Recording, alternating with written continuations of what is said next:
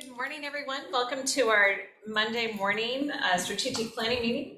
It is September 19th, 2022. Let the record reflect that all three commissions are here. Our executive management team, our CEO, Scott Simmons, will be joining us here shortly. He will be a little late this morning. And so we will go ahead and get started with our first topic. Kat Nichols, I see you're there with a little warm glow in the background. So always nice, makes it feel like fall. Love it. Because I'm freezing. So we will go ahead and let you get started. I think we have you, and then we have Richard with us as well from Community Services. Richard, I apologize for your last name. Colton. Colton. Yeah. There we go. Thank you. So I'm not sure who's kicking it off, if you or Richard are. If it's all right with you, I'm gonna let Arian pass out the copies and speak for me. My throat is killing me, so I'm a bit under the weather this morning. So if Arian doesn't mind kicking off for me, I'd really appreciate it.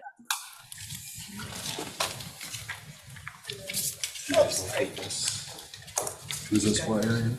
I was just kind of passing around. I think Gina needs a copy.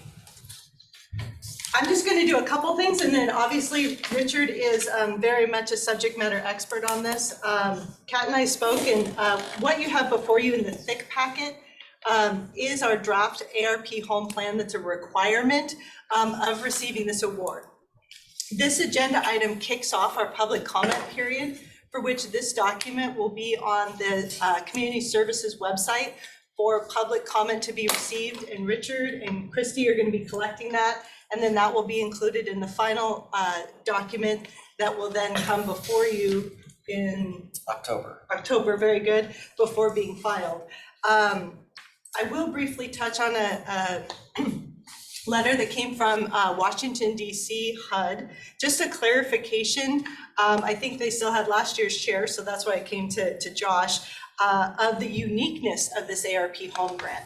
Our team does yearly an amazing job with our yearly ARP home awards, but in the true spirit of ARP funds are different, more flexible, little awareness that we may want to consider as we look through our direction of funding to take advantage of these, knowing that they will be assimilated and processed a little bit differently than our regular ARP home grant. So there's been a lot of discussion since the award was issued about what is and isn't allowable on ARP home.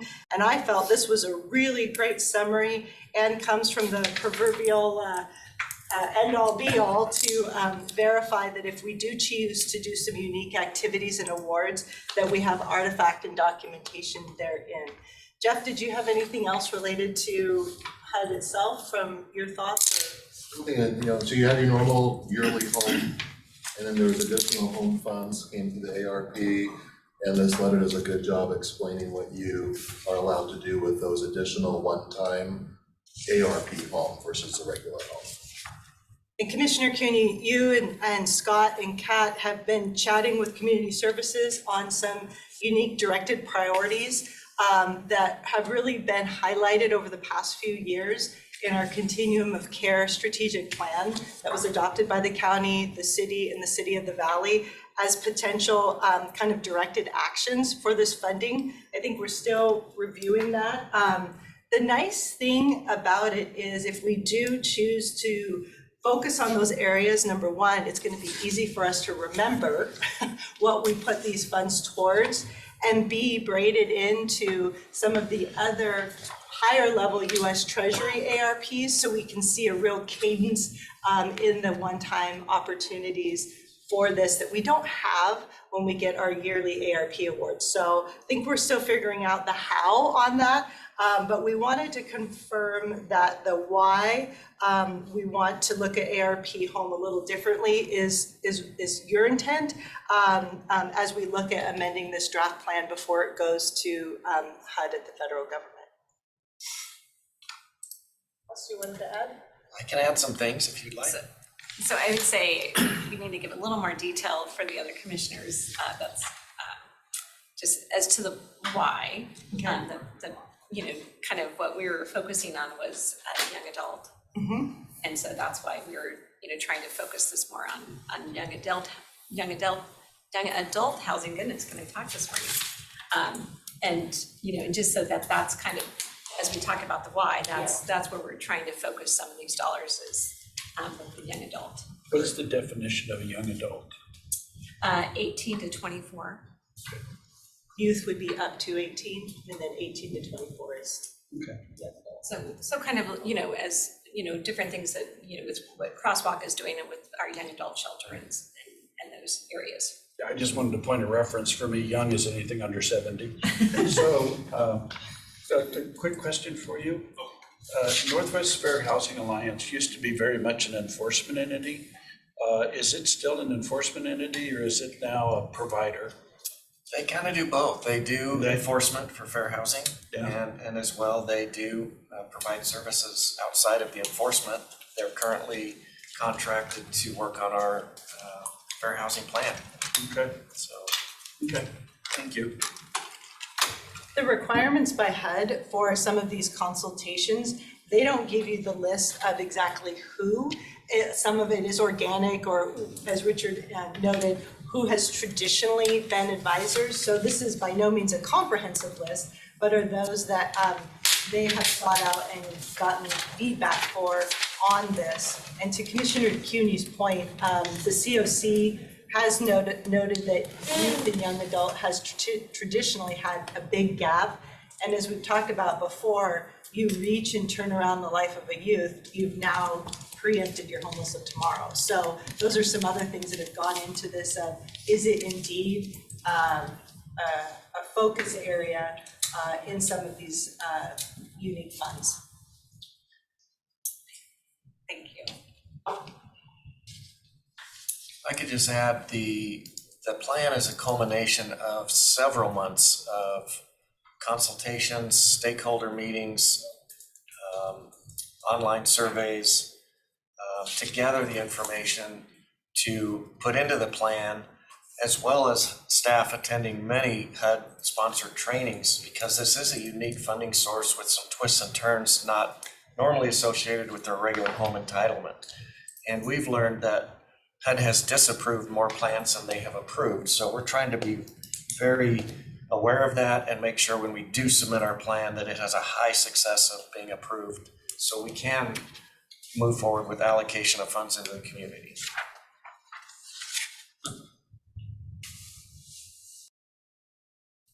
Do you have any action that you would like requested, or is this mainly the briefing to kick off the public? Yeah, this would be the briefing to kick off the public comment. We have a tentative timeline. It looks like the date for the public hearing is on October 18th, and then shortly thereafter, assuming we incorporate the public comments and the board approves our plan submission, then we will submit this to HUD for their review. I think go ahead. So just real quickly, a 50,000 foot look at what specifically will this do? Are we providing down payment assistance? Are we providing assistance in finding housing? Are we? Well, there's a few all things the above. Yeah, well, you can use it for quite a few things. Okay. But we've really focused our attention to affordable housing, which is a broader category, rental housing, which would include, for example, the crosswalk, components of the crosswalk 2.0. But we also have additional funds that we've set aside for tenant-based rental assistance. And the reason for that is we have to be really careful that we hit the qualified populations identified by HUD. And the crosswalk 2.0 only hits one of those qualified populations. So tenant-based rental assistance can cover the broad spectrum.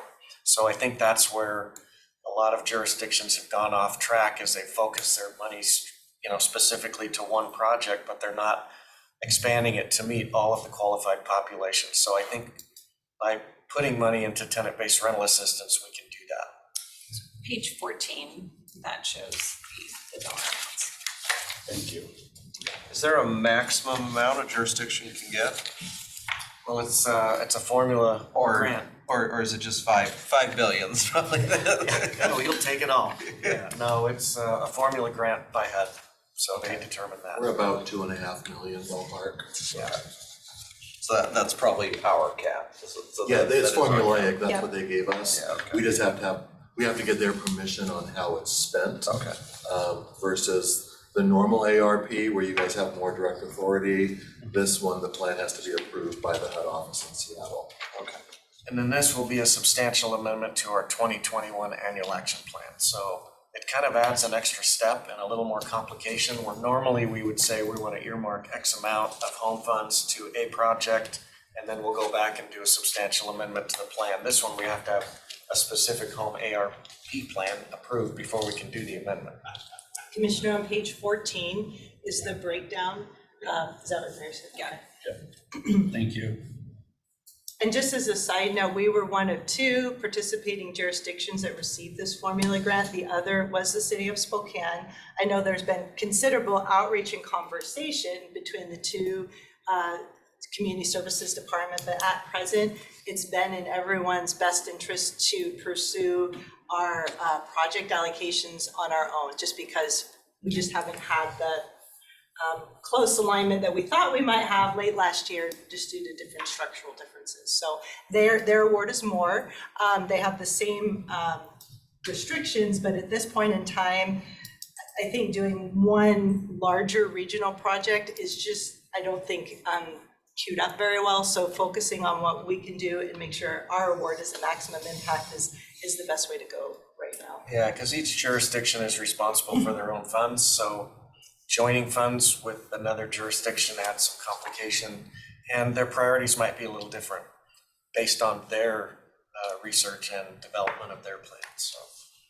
Yeah, well, and I think it was even a stretch for them to get this funding. I think Arian and your independent consulting prior to joining the county helped them go after these funds. They didn't have the capacity internally, so I think we're still, working, talking and, seeing what they're doing and stuff too, and all of that. But I think this is, kind of where we're at and where we're thinking, so. Yeah, and there's still a lot of coordination and collaboration with the city's community and human services department. So we're solo on our plan, but we're still coordinating efforts to share information and data. So then this is the first step, is presenting it to us, and then it goes for public hearing, so. Yes, that will be the final public hearing to receive any kind of comments, and then We'll move it forward to HUD. move it forward.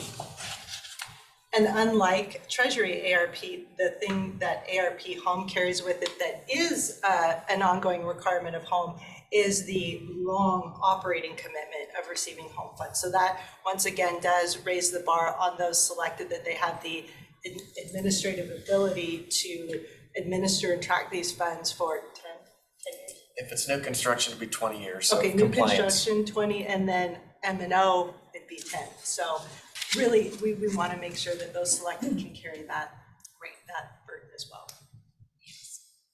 Thank you. Any other questions?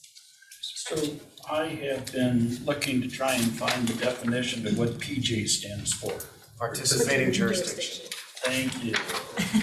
Not fuzzy Star Wars pajamas. I was going in so many directions. Commissioner Cooney, Yes. I just had one comment that I wanted to share, in that I realize any federal funding is very prescriptive on what they're looking for. I do think we need a couple of edits to the plan before we post it for public. One is a very small thing, I think it's on the first page, under Spokane County Veterans Affairs. In the feedback comment box, there's a personal pronoun, which is usually we want to keep most of everything we put in the feedback section pretty objective. And I think that's the only one I saw in the whole document. So it just kind of stands out. So I think we might want to correct that. So it says, as part of leadership, she confirmed a high need for youth preference. Everywhere else it says they, whenever they were talking about, that just seemed odd, right? And then I also think that the letter from HUD is actually an important key piece, and anywhere we can insert those bullet points that were given to us prescriptively by HUD into the plan is a good thing. They love to have you re-articulate the things that they have said. So I don't know, I haven't had time to dig all the way through, but if there are areas in our summarization and our in the narrative parts of the submission to put in, maybe not, copy paste, but to implement some of those, that exact verbiage that's in those bullet points in the letter that HUD sent, I think that's a really wise choice. Follow up on that, Kat, would it be in our best interest as we cite those in our own words, actually make note to an attachment, include this on the back of it so that we, okay. Fact. We're basically quoting them, which makes them feel real good. I think that will be helpful for the community as well so that they understand, because many providers have received regular home dollars, and just like CARES to ARP was a mental shift, home to ARP home is a mental shift, I think sometimes, and this will be helpful. Very good. Okay, thank you, and I just want to acknowledge that we're going to see Richard Moore as Tim Crowley has retired, and so I think officially the end of August. Yeah. As of the end of August, so I just want to give him a shout out and recognize him for, oh my gosh, how many years of service? It's like 17. 17. I knew it was almost 20. So almost 20 years of service to this community, to our low-income housing, and really looking at what we could do to make a difference in Spokane County. So I just want to say thank you to Tim Crowley for all of his years of service, and we'll be seeing more of Richard. Great. Thank you very much.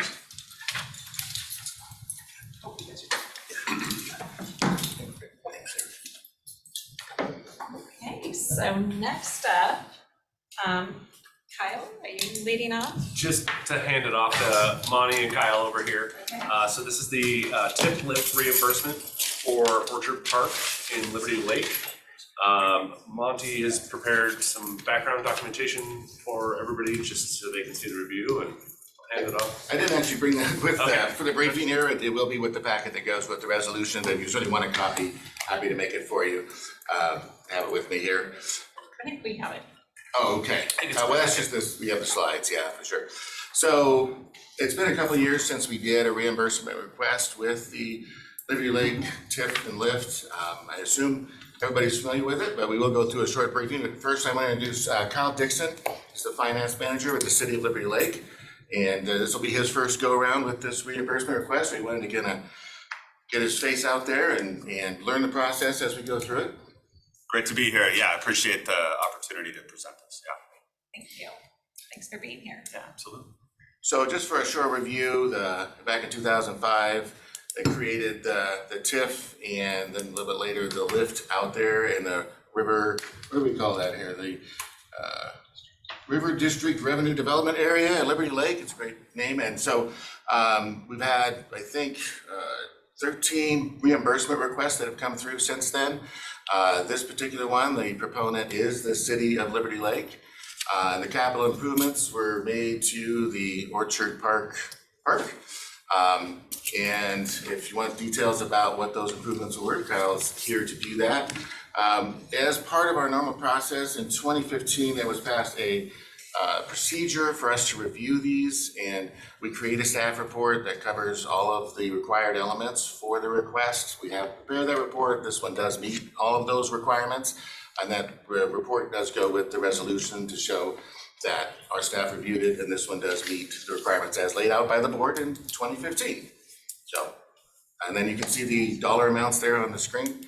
It is split 30-70% between the TIF and the lift. And that's what I have to present today. Do you have any questions, or for me or for Kyle? I don't think so. Awesome.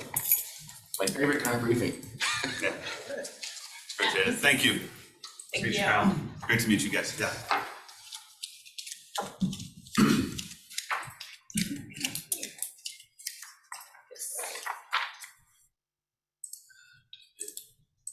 Ben's a couple minutes behind. I can brief the next item as well. He's out there. Or is he out there? Okay.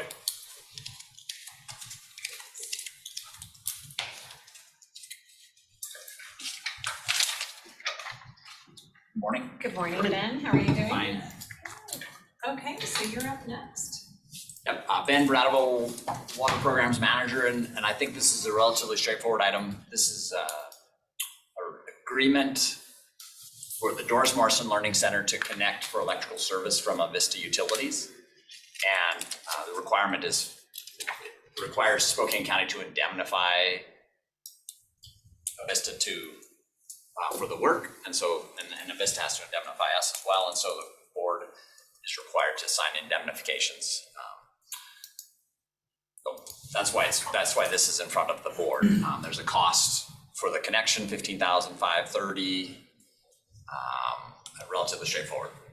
We were installing solar panels on the facility for net metering, so we'll offset some of the cost of electrical service that we do have.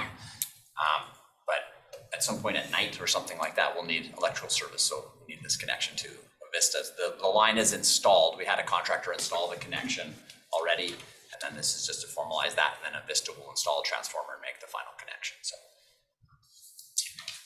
And I'm assuming legal's gone through it. Yes, yep, since it's legal and risk management, yep, correct. There'll be a resolution to approve the agreement, and then next week, and then for the board signature, and then staff will figure out the rest of it and make that final connection.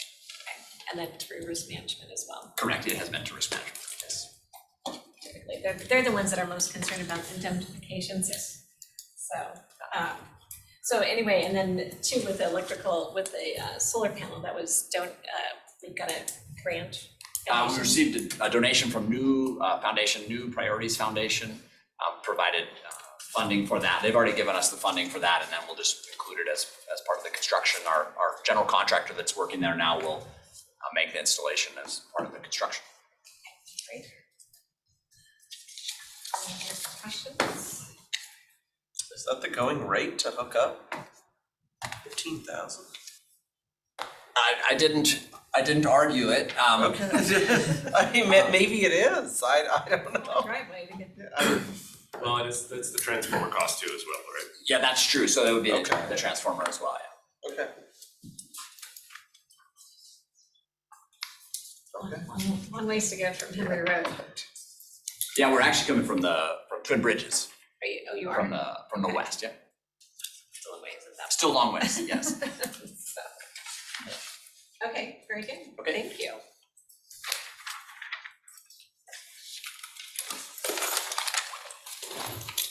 That is going to take us next to Jeff and Arian. ARP. So last Wednesday, we scored the 40+ nonprofit applications that came in from that category. The scoring group was Teresa Sanders, who I believe you all know, Dale from Legal, Arian, myself, Heather from Grants, and Ashley Cameron from HR. And on first pass, there were quite a few applicants that more closely align with different categories, including categories that you guys have funded. So some of those applications will be moved to be scored against other like-minded organizations when they come in. For example, arts and culture type organizations fit more neatly per the ARP definitions under the category aid to tourism, travel, and hospitality. And so those were set aside and will be scored when that category is opened last week. So we'll close in 3 weeks and we'll score those together. The same can be said with the economic impact assistance, which you guys opened last Tuesday, and that RFP went out on Friday. A lot of the human service organizations that applied for different thoughts around ARP will be more closely aligned with that category. So of the 40+ applications, roughly half of them are going to be deferred to be scored against other similar organizations per ARP guidelines. If there wasn't another category that was open, then it would make sense for them to stay with nonprofit because that would be the closest aligned category that was opened. So we will be holding some of these awards back until the next round of RFPs close to see how everything shakes out. We also, you'll recall, we have the other public health category that closed several weeks ago. We have struggled to get information from one of the applicants that we have asked for multiple times, located directly across the street. And so we're not getting the information from them. So at some point, if you guys would like to direct us to move forward or continue to wait, any guidance on that would be welcome. And then the other category that is still open is the affordable housing category. That one closes Before on you the, move on to that one, I mean, I guess let's have a conversation, because I mean, I knew you were waiting, but I didn't know that they hadn't gotten anything back to you, so. Erin and I had a discussion with, is it Travis? And Carrie Grinnell. And Carrie, and we've been waiting to receive their plan as far as the building updates go. And to today, we've just not received anything. We also, I mean, I'm happy to have a conversation and find out where they're at on that.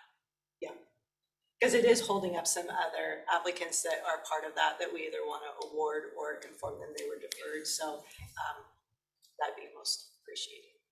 A number of the nonprofits as well that we scored last week actually fall much better into the affordable housing category. So like Jeff indicated, they also have been deferred for review under that one and the amount they're in. So all in all, the group that scored was very well-rounded and representative. I do want to do a special shout out to Heather Arnold.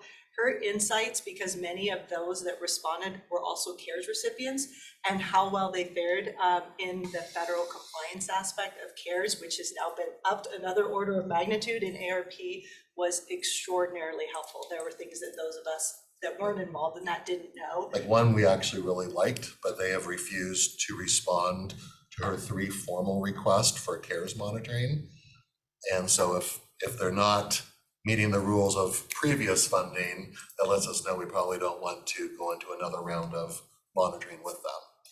So that was just exceptional. So I feel like the team that was there between Ashley and Teresa and Heather and Dale and Jeff and myself really was representative and a good review for what we bring before you in the coming weeks. What is scheduled to come out this week are 2 other categories. One for the amount of 10 million that will be in strong and healthy communities, neighborhood features that promote health and safety.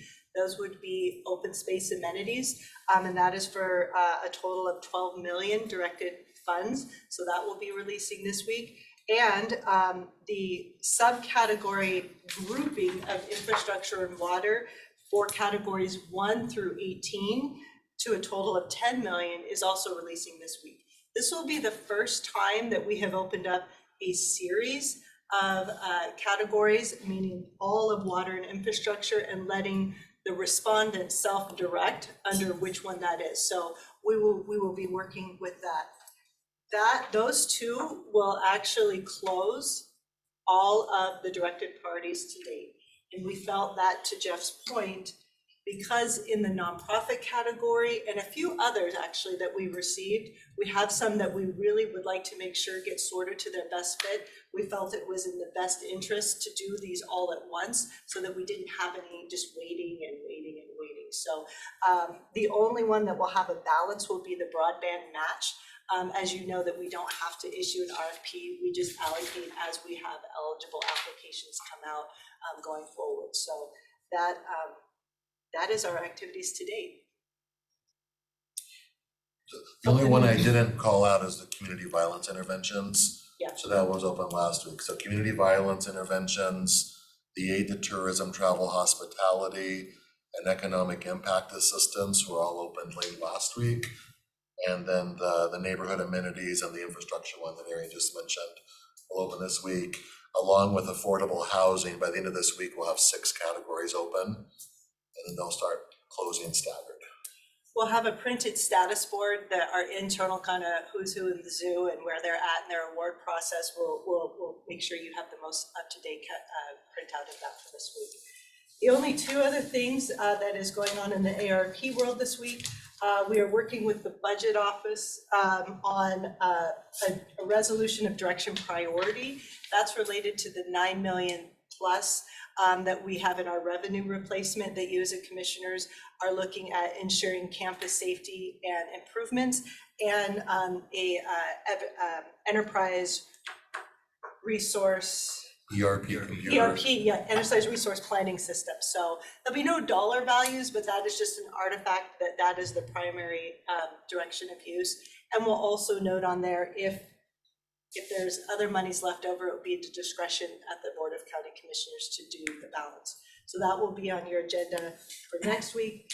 And then the second agenda, item that will be on, resolution for next week will be what's called a budget amendment to receive the second tranche of money into our budget. So we got it into our account, now we have to artifact it that it's going into our budget. And then we will do a budget allocation for those indirects to be used as you see fit. Both of those are needed for Gary to close the 2023 general fund totals as you review the budget going forward. In September, end of September being the end of the third quarter, a lot of this is also just some housekeeping for Arian's quarterly reporting for US Treasury. So while you'll see quite a few ARP things next week, I don't expect any of them to actually be awarding of money. It's more accounting for the quarter end. I have to submit in October everything that happened in July, August, September. So we need to at least have those on paper place marked, even if in actuality we're taking the rest of the year to do it. Any ARP questions before Arian goes on to broadband? All right, so here is the memorandum of understanding that's on consent agenda for tomorrow. Scott, thank you. Related to our mid-mile grant with NOAANET that gives commitment of up to $3 million in match funds. This is a 25% match, and that match can be used only for the scope of work in the grant related to the geographical boundaries of Spokane County and our commitment to be a partnership. So this is a grant requirement. NOAANET was hoping for this before this weekend so that they could have the entire packet ready to go before the deadline on the 30th. I would like to say we've received 3 letters of support from the small towns in South County, Waverly, Fairfield, and Latah that are also going to be included in this. A template for a letter of support was sent to all BAT team members, so we may have some more coming in this week that will accompany this, not necessarily in a fiscal commitment, but in a scope of they support what is being presented as a mid-mile project on behalf of Spokane County. So did you receive anything from Jeannie or Medical Lake? No, not yet. I will call both of them. Okay. And it might just be Airway Heights, you don't need anything for Airway Heights, we already, Well, or do this you is, need them too? this is a different grant in totality. So Airway Heights, once again, we'll probably bring this up again at the Broadband Action Team meeting this Wednesday. Just clarifying to your point, this is separate from the curb, and this could be, we could have City of Deer Park do a letter of support, just saying we are behind all of the things going on that just makes our application look better. And that would be a different template, but it was sent to them, and I can attach that for Mayor Cooper. So what we're looking for is a letter of support, or are we looking for them to be parties to the MOU? The first. There's a generic letter of support, and Mayor Cooper did get that template last week. Okay, so Let me know too, and I can make sure I can talk to Rockford. Okay. So they just need to Just put the letter, supporting the format concept. letter on their letterhead and get Exactly. it into Myself. you. Okay. And we'll bring it up on Wednesday, and because all of those towns attend, and some of it just might be explaining a little bit more what it is, because there is a lot of broadband going on right now. When it could be there. Yeah, some could be the cadence of their meetings, that some of those small towns don't meet every week. Right. Yeah. So it could be, for Rockford. this could be about $10 million coming into the county. The county will be providing the match, so the cities are not signing up for a match commitment, but it would be a beneficial project for all of the rural, smaller towns surrounding New Vancouver. So on a different note, we have another letter. This is still in draft format. The original one you got about a month ago from Petrichor. Jeff did a great job of kind of condensing and highlighting both more Spokane local items. And this is in response to the Washington State Broadband Office ongoing deliberation about open access, match requirements, and contestment period in state grants, and our concerns that A, those are even under consideration, and B, the ongoing delay. So Commissioner Cooney, you're very much aware of this. This letter would actually be going to legislators, helping them see the importance of keeping those elements and hopefully putting some positive peer pressure on the broadband office to move in the solicitation release so that we can actually use broadband match money. So I don't know, Commissioner, you were on that. Jared, I'll mention you. Yeah, you're on the virtual assembly with WASAC, and the director for the state broadband was on and spoke. And he was speaking that, well, this may not get done by the end of 2026. And I put in the chat, it needs to get done by the end of 2026 so we can use match money. And then there were several commissioners that even weren't aware that we could be using match money for it. Because they're like, well, it's federal dollars, so you can't use federal dollars, except specifically in this case, you can. So it's amazing the misconception that is out there. Even the director of the broadband he's like, oh, I'll have to look into that. Like, how do you not know that? And how do you not know that we need to have this stuff done? So this has to get out. I mean, we thought this was going to be out in June, and now we're talking early next year because they're keep delaying. The big debate is open access. They don't want to have it as open access is kind of the undertone that I heard. Commissioner Hetzel did a really good job of speaking to it from being on the Public Works Board, that he said that was their intent when they were doing all of this. The Public Works Board was to take it out of the monopoly situation and to really provide, allow customers to have access, and choices. So he did a great job explaining it. And several other commissioners chimed in as well. So we'll see what happens, but it's important for us to get this information out there. And then there's a survey that's out there right now too that we'll want to get Yes.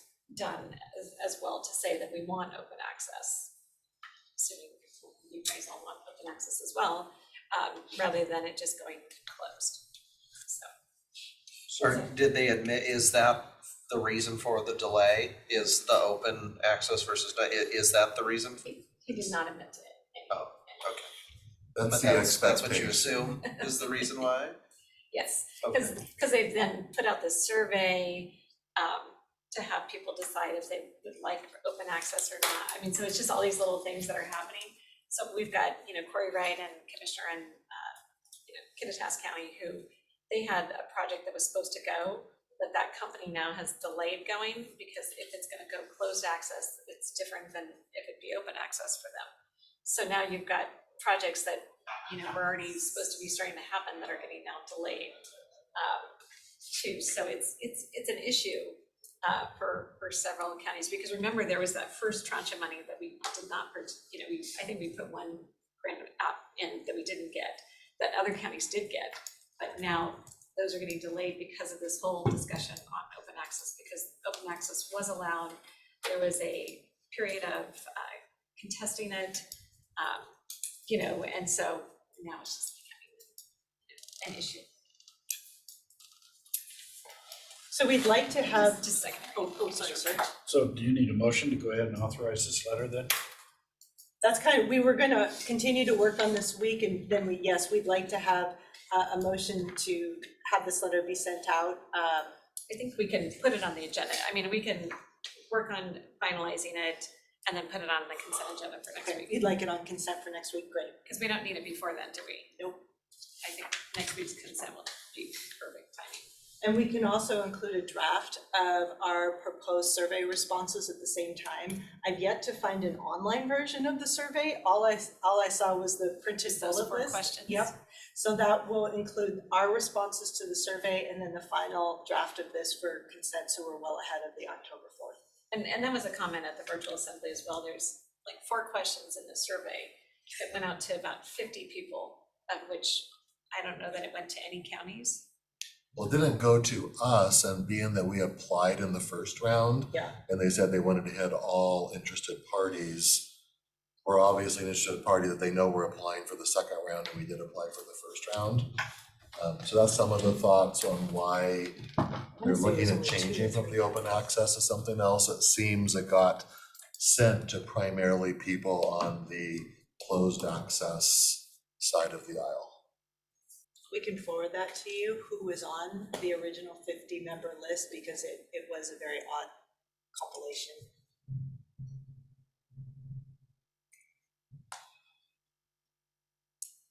And after the round one, they had a kind of a debrief to help people like us better prepare for round 2. And so we have been working hard to prepare for round 2 based on the information we received 4 to 6 months ago. And it's a little frustrating if they're gonna change the rules after Spokane and other jurisdictions have put a lot of time into creating an application based on what we were informed we should be doing.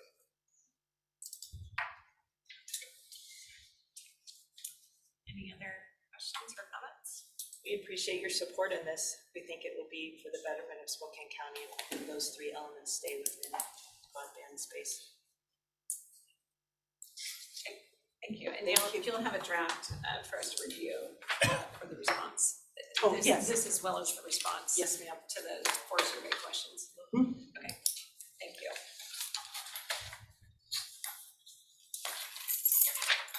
Anything else? Okay, great. We will shift chairs and let Mr. Milky come forward. So when I talk to the neighbors, I'm gonna ask them to look for the letter, the draft letter That I sent last week. last week. I'm gonna Thank resend you. it to Sure, I'm Commissioner happy French to. and myself, so it's just a top of the list. Yeah. That way you can just forward it. Can you pass?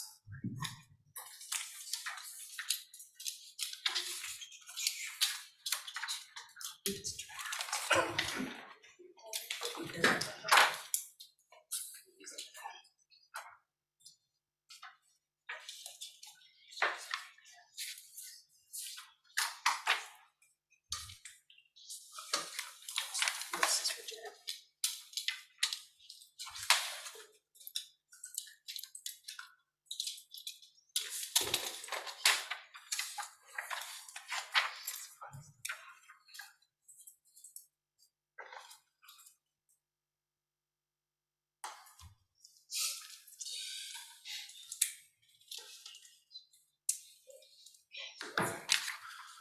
Okay. Okay, good morning, Commissioners. I think the request I have for you today is pretty straightforward, pretty basic. We have had several discussions previously about Washington State hosting more law enforcement, basic law enforcement academies in Eastern Washington, and all the benefits that provides us where families, people are relocating the other side of the state for 19 weeks at a time and all that. So part of this, and then since we've been talking about this, we've also been talking to the City of Spokane Police Department, who hosts academies on behalf of Criminal Justice Training Commission in the Spokane area. They currently host 2. We've talked to them about their current facilities and their capacity at those facilities. And we also know that the governor has announced recently that he wishes to increase the number of regional academies across the state. So with that, we've had some opportunities to, we're doing relationship building with CJTC and with the Spokane Police Department. And one of the things we've come to realize is all of us are interested in a 3rd academy in Spokane. Spokane Police Department, at this point, we're talking would continue to be the official host, but they do have some limitations with regard to their facilities. They currently host 2 academies, and then they also have to plug in all of their in-service training at their facilities as well. And that really kind of limits out their facilities. So they would like to continue down the road of hosting a 3rd academy in partnership with us. There are 2 things that we would do under this agreement. One is the 3rd academy would be at the county facilities, still again officially hosted by SPD. So we would start at the current facilities that we lease at the state line. The thought is eventually we would then begin utilizing the new facility for this purpose. But the other one is each academy has an assigned TAC officer. And I always nobody can seem to tell me what TAC stands for, but I liken it to the principal for that training session. Supposed to make sure all the classrooms are available, that there's an instructor for each course, that they show up on time, all that. So they have asked us to provide a TAC officer. So SPD has asked us to provide it. CJTC has said they will pay for it at 100%. They would like to get this position into training as soon as possible. I don't think that's a significant issue, maybe 4 weeks of training. And then they want this person to observe a couple of academies over in Burien. So their reimbursement for this position would start as soon as this person moves into this position. So my ask today is for us to approve a new position number for a period of 3 years. The initial contract with CJTC would be for a period of 3 years. They will pay 100% of this position. And When you say 100% fully loaded with benefits. salary and benefits is my understanding. Yes. Yep. So fully loaded. And that was different because we initially assumed that they would only reimburse us for like 4 months out of the year, and then the person would come back to us to be reassigned to other work the remainder of the year. But now they believe this person will be busy year round at their cost. Yes, I'm just gonna, Their cost. and accelerate, it's the steps, and all of that, or is that a set salary for that person for those 3 years? I believe that they reimburse us for the cost of that person. And what's interesting is we're supposed to provide them with a couple of 2 to 3 names, and then they choose. They did not say we want them all at the deputy level. And so we sent them an array of individuals, some at the deputy level, one at the sergeant level. I don't know if there was a detective/corporal level or not. And so they didn't flinch, and they said, whatever we choose, that's the cost that we will reimburse you for. At this point, they're leaning towards the person at the deputy level, just based on their background, their experience in the training world. I would just want to make sure that, knowing what accelerated, cost of living that's built into the agreement, that union contracts are set. Yeah, it would be based on our current cost, based on current contract. Yes. So this would allow us to create the position number and then move forward in negotiating the specifics of the contract to make sure all the costs are reimbursed. And then that way they can have this position start at some point this fall, get them into training because they would like to have a 4th academy not long after the first of the year. 3rd academy, excuse me, I think it's 3rd academy. So that's my request. It's simply that we authorize an additional position number with the thought that it will be 100% paid through a 3-year contract with CJTC. And that we would like to move forward on this prior to January 1 to be able to ramp up. When do you expect the contract with CJTC to be in place? Within 30 days. Okay. So that'll be coming forth on the commissioner's consent agenda. Okay. My suggestion, commissioners, and I'll defer to the budget office here, but because this is a position specifically for a grant contract with CJTC, so that we don't lose visibility of it, we set it up in like a special revenue account or something that recognizes the fact that grant dollars are coming in, so that when it ends, if it ends, we know that position then goes away as well. So it just guards against the dollars that come in to reimburse for it. So, but we'll work with the budget office to do that. And that is how we do it in our payroll system. We have a handful of positions that are either 100% grant funded or they are a percent grant funded, like 7/10, things like that. And so they are actually set up in our payroll system where they show the dedicated source of the revenues, as well as what the individual position number is and then who the person is filling that position. So sequencing wise, Todd, you're asking for an approval of a new position today. We don't have a contract in place. Does it make sense to have those two sequenced at the same point in time? Because you're not gonna hire someone without having a contract in place to make sure we have grant reimbursements. Correct. I think the first one is to create the position, not fill it until such time as a contract is in place. And then at that point, be able to, and this isn't gonna be a brand new person in law enforcement. So at that point, then we're taking a look at somebody within the agency, moving them into this slot, and then backfilling as we continue to fill vacancies. So this really is what I think is the opening the door to being able to proceed. Right now, there is no position to contract with CJTC about. I think any opportunity to have people stay here locally instead of having to go to Marion for training is a good thing, so. The other thing is while technically SPD would be the host, we're kind of seen as the ghost host. And so usually it guarantees us a certain number of slots in that academy, which on all the other academies, we have to basically make application for, and it's granted on an as availability basis, almost on a first come, first serve. So this does give us a little bit of edge with regard to this third academy.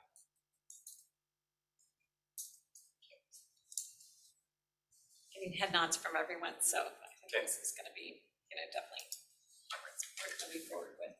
Okay, so I'll proceed working with the budget office, getting a position number, and then we'll proceed with working with CJTC and putting together the contract agreement on revenues. Is this something, since it's a grant, would it show up on our consent agenda? Okay. Yep, accepting the grant, or accepting the contract. We have Depends on the form of contract the- positions, we have grant positions, they kind of work the same. It's an outside revenue source. We'll make so- sure you and legal figure that out, so it shows up on our consent agenda appropriately. Perfect. All right. Awesome. I have a question on another item. Sure. What's the status of the resource officer for 9 Mile School District? 9 Mile School District. So I believe where we're at on that is Stevens County has executed the documents for that contract. We had a little bit of a hiccup because they sent them to us and they forgot to get the sheriff's signature, so we had to send them back for them to track it down. And the way we're doing this is we're doing it in a process of having 4 originals, sets of documents. So we did get that back from Stevens County. We thought it would come to us second and then go to the school district. Instead, it actually shot out to the school district. We already have the signature from the school district. So at this point, I think we've submitted everything to Gina, and I believe it's on the 27th, right? So it's on your agenda on the 27th to approve that SRD contract with a bunch of other SRD contracts. So, go ahead, I'm sorry. And just to be clear, this is a little bit different than the other SRD contracts because we are not providing the SRD. We are simply providing a financial piece to Stevens County because their high school and middle school is in Stevens County. We think legally it makes sense that the employee that's going to spend 90% of their time in Stevens County be a Stevens County employee. So in this case, we're participating in an SRD program only financially. We're contracting for 1/3 of the cost to Stevens County. Stevens County's picking up the other third. The school district is picking up the remaining third. And in that way, Stevens County will then go forward and provide the SRD under almost identical terms as we provide SRDs to school districts. So Spokane County is paying about 1/3, but about 50% of the student body in 9 Mile School District are Spokane County residents. And Casey's been spending a lot of time on this. The contract's good to go. So in terms of the rollout, then on that, assuming that the board approves it next Tuesday, then there's going to be a press release, there's going to be some kind of coordinated effort with the school district in Stevens County, or what's going to happen to let people know in the community that we finally have a school resource officer in that school district? I hope so. I'm not sure who will take the lead in that portion of it. I know my job was to try to get the parties together and work with legal to come up with kind of the mechanical pieces of it, the financial pieces. But yeah, I do think that this is an issue that has had heightened public interest in the last year. And I think anytime that we're providing additional school security on behalf of Spokane County, it's. I think this would be a good opportunity for us to do a three-way joint news release. So maybe Mark Gregory and I can connect with the school district and, I can't remember who their PIO is off the top of my head, but. I don't know, and I don't know if Stevens County has a PIO or how they work their stuff. Okay, You can check with the chair of the board for Stevens County. okay. I think there'd be a lot of community interest in this, especially with the start of the school year and with everything else that's been going on. I think the citizens would really like to know that, you know, we've taken steps to So keep their kids safe. the Stevens County itself, should they be part of the announcement as well? Yes. Yes. So we're looking at a four-way news release maybe then? School district, county, the sheriff. Well, the sheriff's office it's really, because the deputy is gonna be coming from Stevens County. Stevens County. So the sheriff's Yeah. office really isn't. part. Correct. All we did was just facilitate a discussion. Yeah. To kind of show them how we do this, because this is their first SRD in Stevens County. So Commissioner's correct. We do not have a active role in carrying out the duties of an SRD in this agreement. We're only a financial participant, which is really county commissioners. We'll get to work on it. Okay. Major Olson with SPDs on their board, he might be. Correct. Correct. So there's, yes, Major Olson is Eric. Right? Yeah. Eric Olson is one of the school board members. In fact, he may be the chair of the school board this year, I Yes. think. So, so I'm sure he would want to participate. Jeff Fairwalt is the superintendent, and I don't know if they have a PIO. Okay. Well, I'd like to be able to get something out, just to acknowledge that, you know, we've got another school district covered. Right. So we do have 6 other SRD contracts on your agenda on the 27th. We have 3 that are stragglers, but they, falls in their court, they have the contracts. So we're just waiting for them to execute. But we still have officers out there, Absolutely. Absolutely. just awaiting those. Yeah. If there's any we need to, if you'd like me to make a phone call, I'm happy to make phone calls for any of those that are striking. I was gonna ping them today. Really, it's Medical Lake. It is, I believe, East Valley and Mead are the 3 that we're still waiting for. So Commissioners, if that's the case, do you want to do a news release now or once we have them all wrapped up, or both? I think we want to make sure that all the parties have agreed and the contracts are signed and then get it out. Yeah, I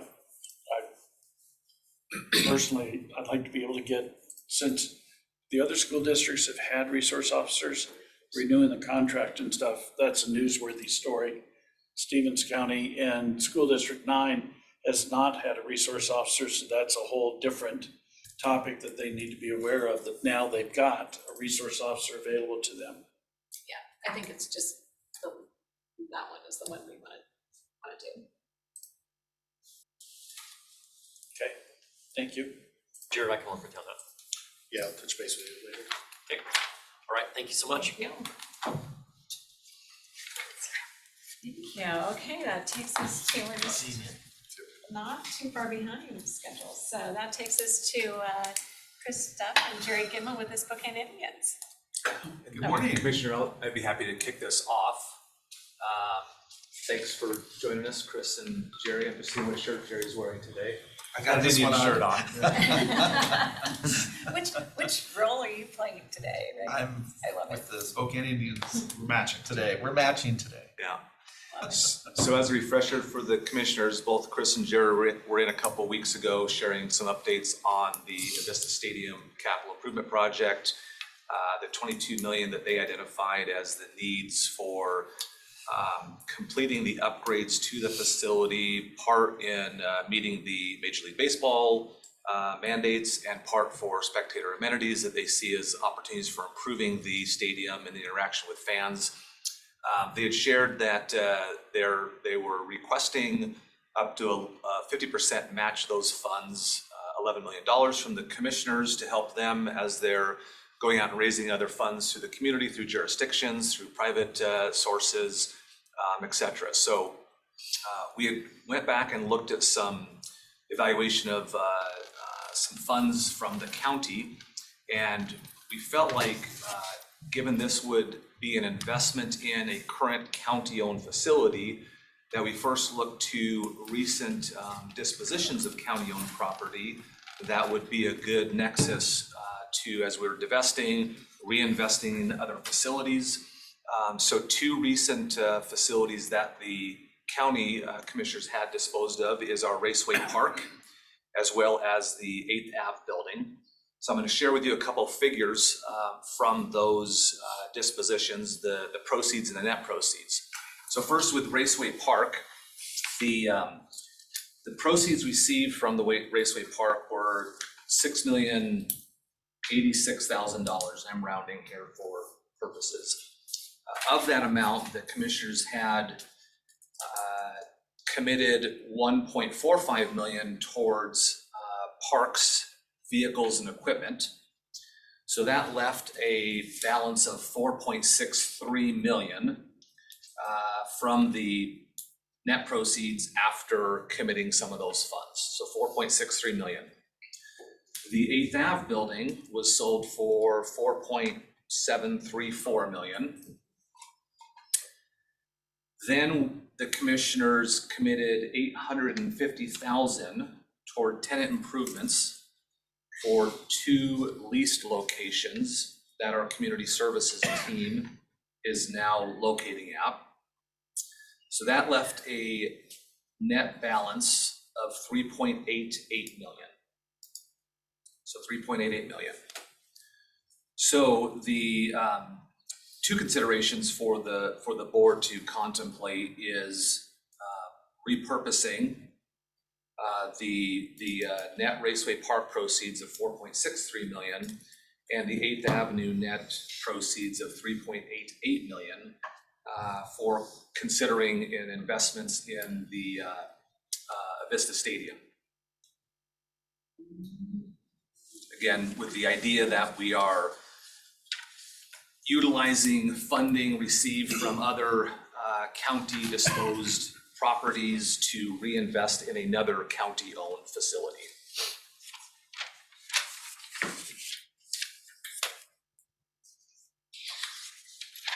So it gives a little bit of a backdrop and some things that we had evaluated for consideration.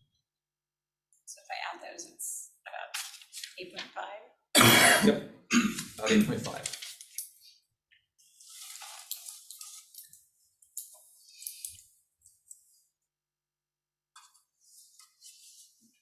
Of course, we always have needs to invest in our facilities, and whether it's the Vista Stadium or campus and other places, but these were two sources that we at least wanted to bring to your attention for consideration.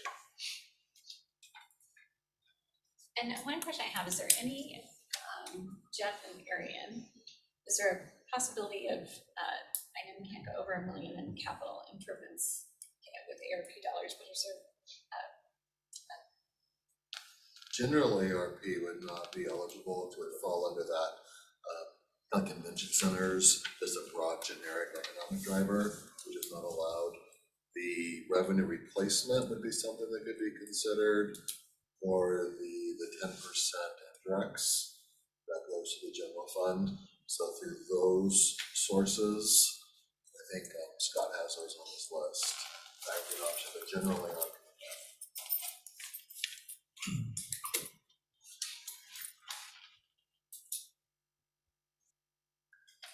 And I also did want to call out too that in our ongoing conversations with the Indians, the current lease agreement that is in place, the Indians have acknowledged, and it's certainly the county and the commissioner's desire to, as part of any investments in, we would need to be renegotiating that lease agreement, so it would reflect more of a going forward approach and a commitment by the Indians, and so that is another piece that we'll be working on with the Indians as well.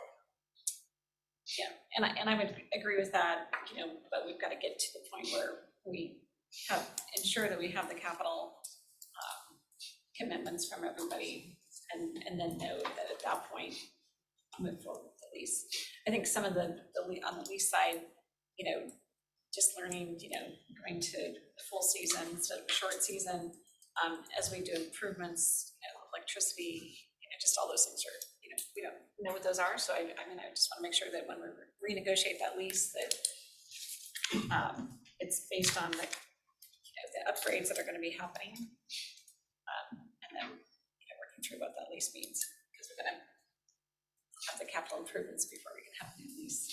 If I may, one of the things that Chris wanted to make sure when we met with you folks a few weeks ago, right from the very beginning when discussing the project, I think that, Chris had made the statement, they know they've been leasing a 1958 built stadium. And if this project was to go forward, then the whole lease issue obviously comes up because they're now leasing a very modern, upgraded stadium, and obviously the lease would change. But we didn't really get too far into the lease because if the project didn't go forward, the lease becomes kind of moot. So just wanted to make that clear.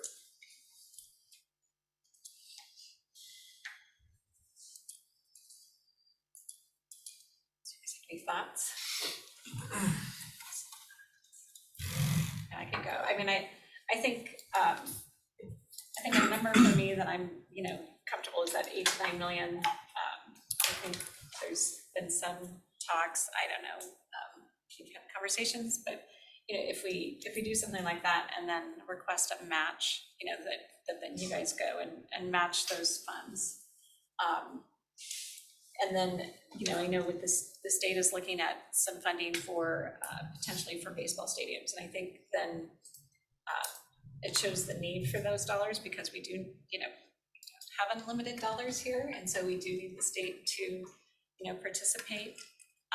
So I'd be more comfortable looking at that, $8 to $9 million and having you guys come up with, what you think is, you're going to be able to match that. So we're committing to the match. This is just me talking, committing to matching those dollars for us to get there. And then it gives us that opportunity to go to the state to show the state that we have that need for those dollars. Because I think there's a lot of the chambers I've talked to the Valley Chamber, they would like to put this on their legislative agenda. Very excited about it. Yeah, to move forward to the state. I think GSI, Commissioner French, is on the board with GSI, but I think there's a lot of momentum from businesses, that want to put it on their legislative agenda. So I think showing that need and having it there, I think it makes it a lot better ask. To that end, just last Monday, there was a presentation made by Lance Beck and Marcellus to the GSI board, talking about how this could be the next big community project and that everybody needed to lean in, weigh in. So I think that the two chambers clearly are going to be party to trying to rally the community behind the effort. And so I represented at that meeting that, the county was looking at revenues to help participate, but I didn't put any dollar amount on the table because we hadn't had a conversation about dollar amounts. But I did say that there was some interest in participating in some kind of effort, but not specific about what or how much. So. And just to be clear on the state efforts as well, I think we've had some really good initial conversations. We agree that the state should be part of this as well. There's a group of 11 teams that have come together, 4 of which are affiliated teams that are in similar challenging situations as Spokane is. And that group of 11, we've hired a lobbyist as well. So I think in addition to these other entities pushing on this, we've put our money out there going through this state process as well. So that's something that's going to be very important to us. So if I'm understanding Commissioner Cuney, the proposal that you're kind of thinking of is a similar concept to what we discussed, where it's a 50-50, if you want to call it that, split.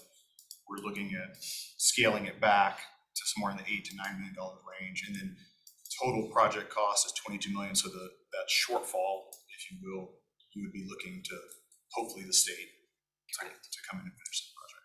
Correct, because I think I think the other reason that 8 to 9 million number sticks out to me is then that shows the commitment, because in the discussions from the architect, you know, what are the requirements we have to do for Major League Baseball?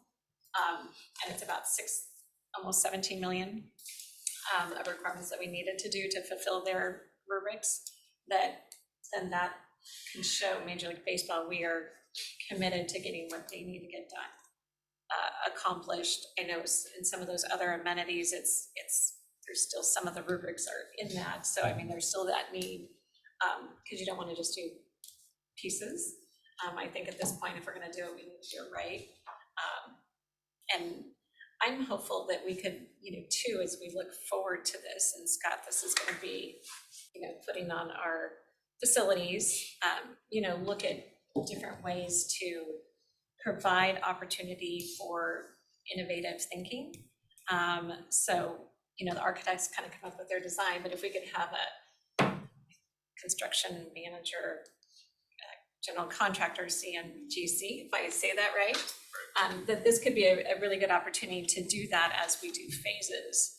Have the same person involved to lead us along through the way to try to then provide maybe some efficiencies, you know, some innovative ideas that could provide for some cost efficiencies as well.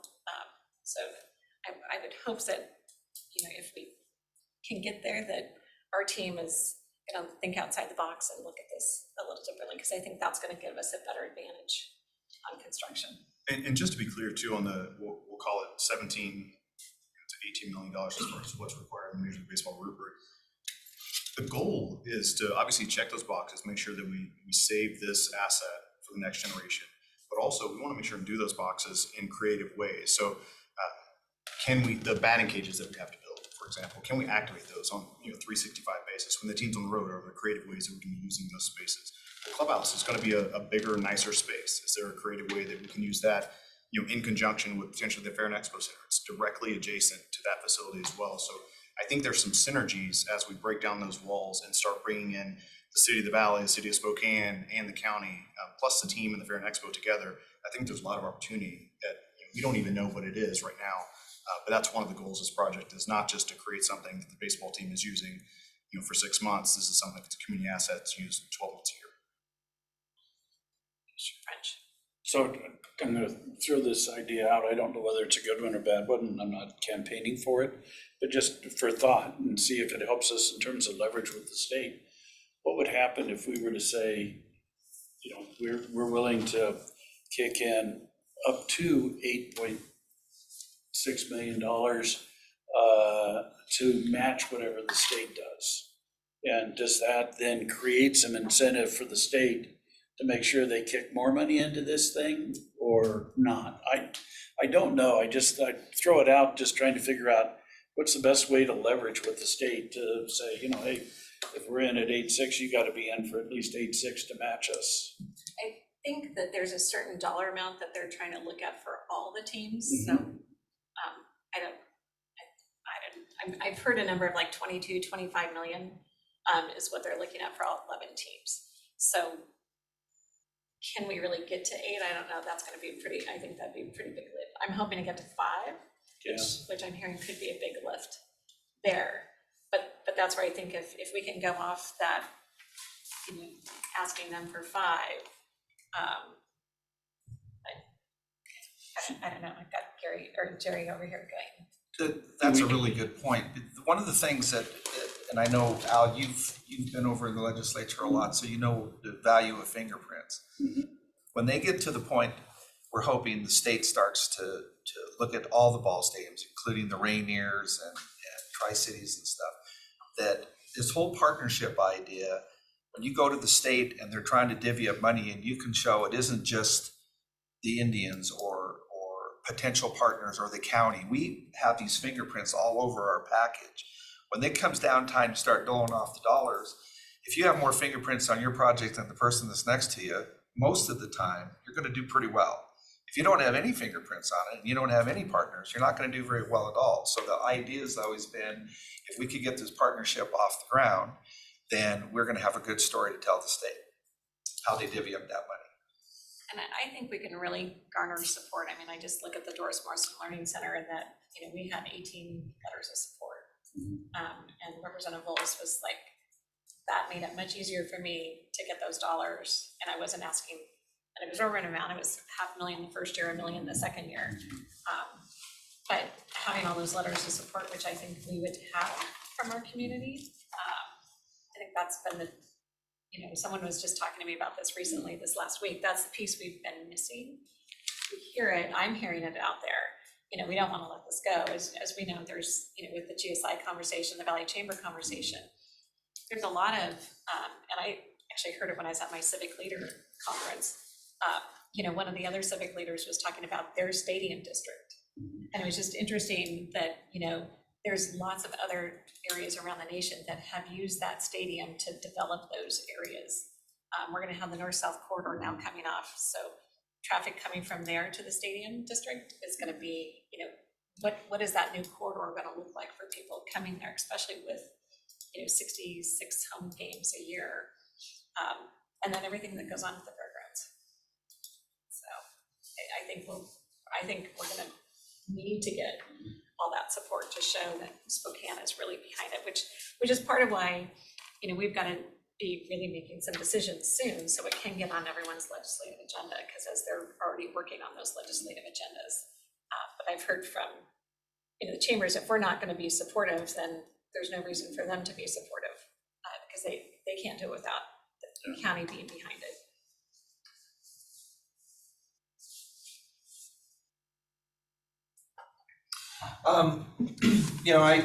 I certainly want us to, or I mean, I'm open to us playing in this. I'm open to us using, essentially dollars that we've raised from other real estate sales to help improve another piece of real estate that we own. It's just, my concern is I want to make sure that this makes financial sense for the county long-term. I mean, today on the current facility, yes, it's an older facility, it's a smaller facility. We're losing about $150,000 a year by having the privilege of the Indians playing at our stadium. And so my concern is, can we get a lease agreement at the end of the day where we're not losing money? I mean, and we don't have that assurance yet. I mean, is it based on raising the lease amount? Is it a percentage of ticket sales? Is it concessions?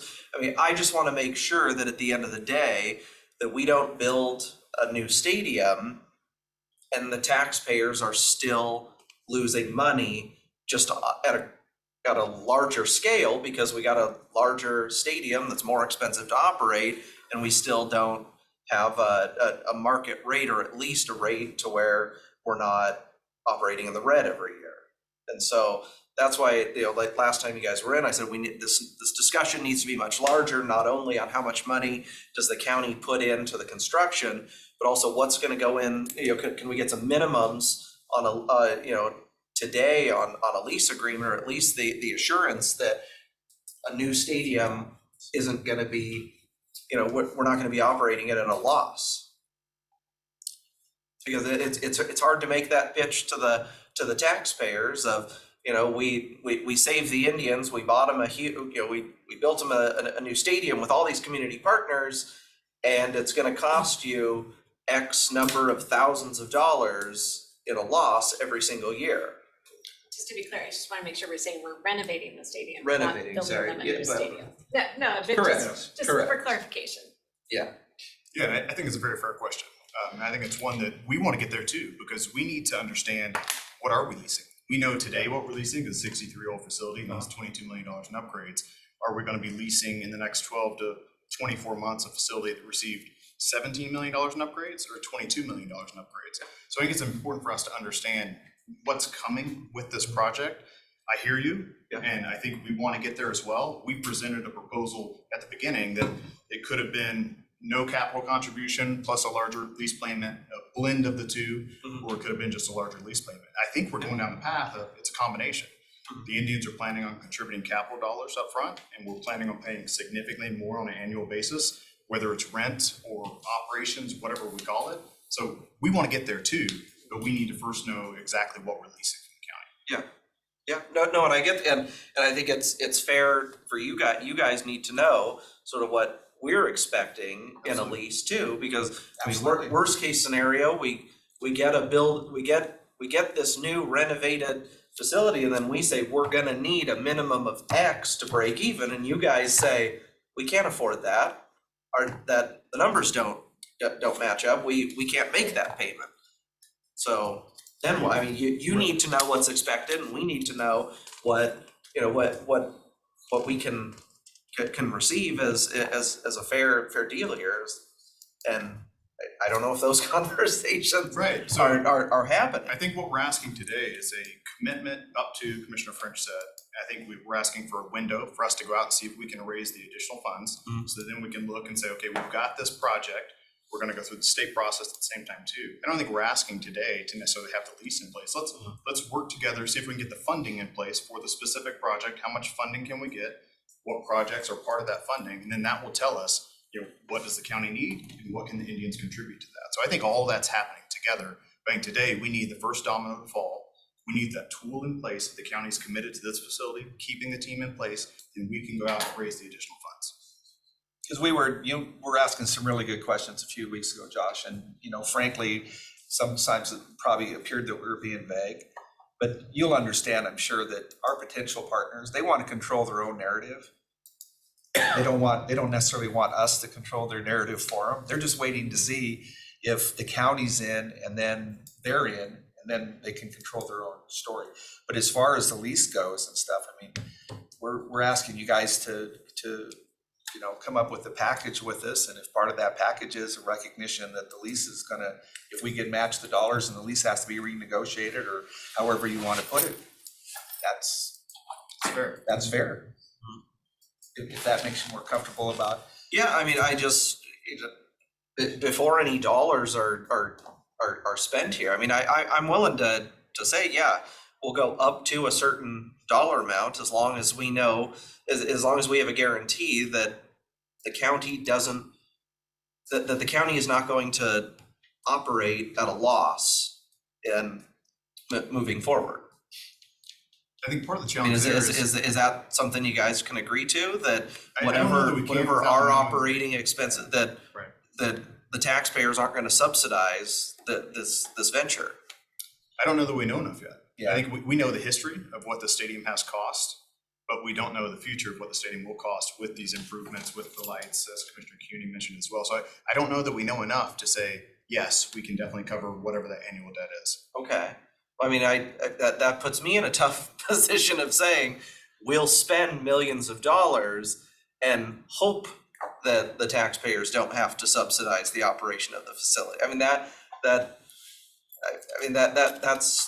that's pretty difficult. I mean, I would hope the business model works to where you can operate in a facility. If it, I think that it's difficult. I mean, because today it's $150,000 that the county is, I mean, however you want to call it, losing, investing, putting in, I mean, whatever terminology you want to live.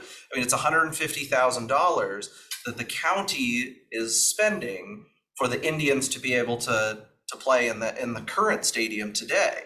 I would assume a larger stadium, it's going to be more expensive. Can the baseball team? The stadium size is not increasing. What's that? The stadium size is not increasing. Okay, but I mean, you're going to have new features there. I mean, things cost more. They're can you scale up to pay for a new grander, renovated facility? I mean, that's. I want to make sure that that's possible. I don't want another deal when we get there that we're still losing money. So Doug, you've looked at the lease agreement and you understand how those agreements work. I mean, I don't know what the number was, if it's 150,000 that are, contributing. And is some of that, I don't know. I mean, I know with any parks facility, which this is, we don't always break even, but we hope to. And so, I mean, I guess, again, not knowing what the future holds, I think we all like to commit that we're gonna hope to get to, a break-even point and not, not at a loss or any of that. But again, I don't think we know what that is gonna be until we get down the road to know what are the, going from our current lighting, which is really old and antiquated, to LED lights. I mean, I'm hopeful that, as we've seen across the county, that that's caused energy, efficiencies and cost savings. So it's just those things that I don't know how much more, operating funds are gonna be needed. And you guys are now at a full season instead of a half season, so that changes some of those dynamics as well. So what are your thoughts? Well, I will say in looking at some other similar lease agreements, for the most part, these other teams are covering their annual operating expenses. Each one has some little unique things to it depending upon the circumstances. Some of them share use, and so they might cover certain expenses, but in general terms, what I'm seeing in these others is they're effectively covering the majority of their operating expenses in most cases, if not all. There are funds coming back that maybe are being used to help with debt service or capital improvement funds. And there's just different examples of that. There's some where the annual capital contribution for ongoing care and maintenance by the owner is greater than the rent. There are examples where the rent, the other way. So it's been really interesting to start learning from other teams, and I think every team is different. The dollars are different, the amenities, the revenue side, but I think there's definitely some opportunity to greatly improve on the situation we have today to shift more towards that, more of a traditional model, and I think the team is open to those discussions. Absolutely. So that would certainly be my goal, and I don't think it's unrealistic by any means to seek a greater return and more where they're self-supporting. And we understand trying to mitigate the county's expense, and Doug deals with, and all of you deal with this. Splash pads, swimming pools, parks in general, any recreation, even if you lease it, like we lease the park up north to parties and everything, do we cover all the costs? Absolutely not. Is it an amenity? Absolutely is. But to mitigate that is very understandable, and I think the Indians are open to talk about how do we mitigate that. But like I say, it's a moot point, until we see if the project goes. The other thing that I'm really encouraged by, if you folks do choose to be partners with us, is the message that it not only sends to our new parent club, the Colorado Rockies, but Major League Baseball.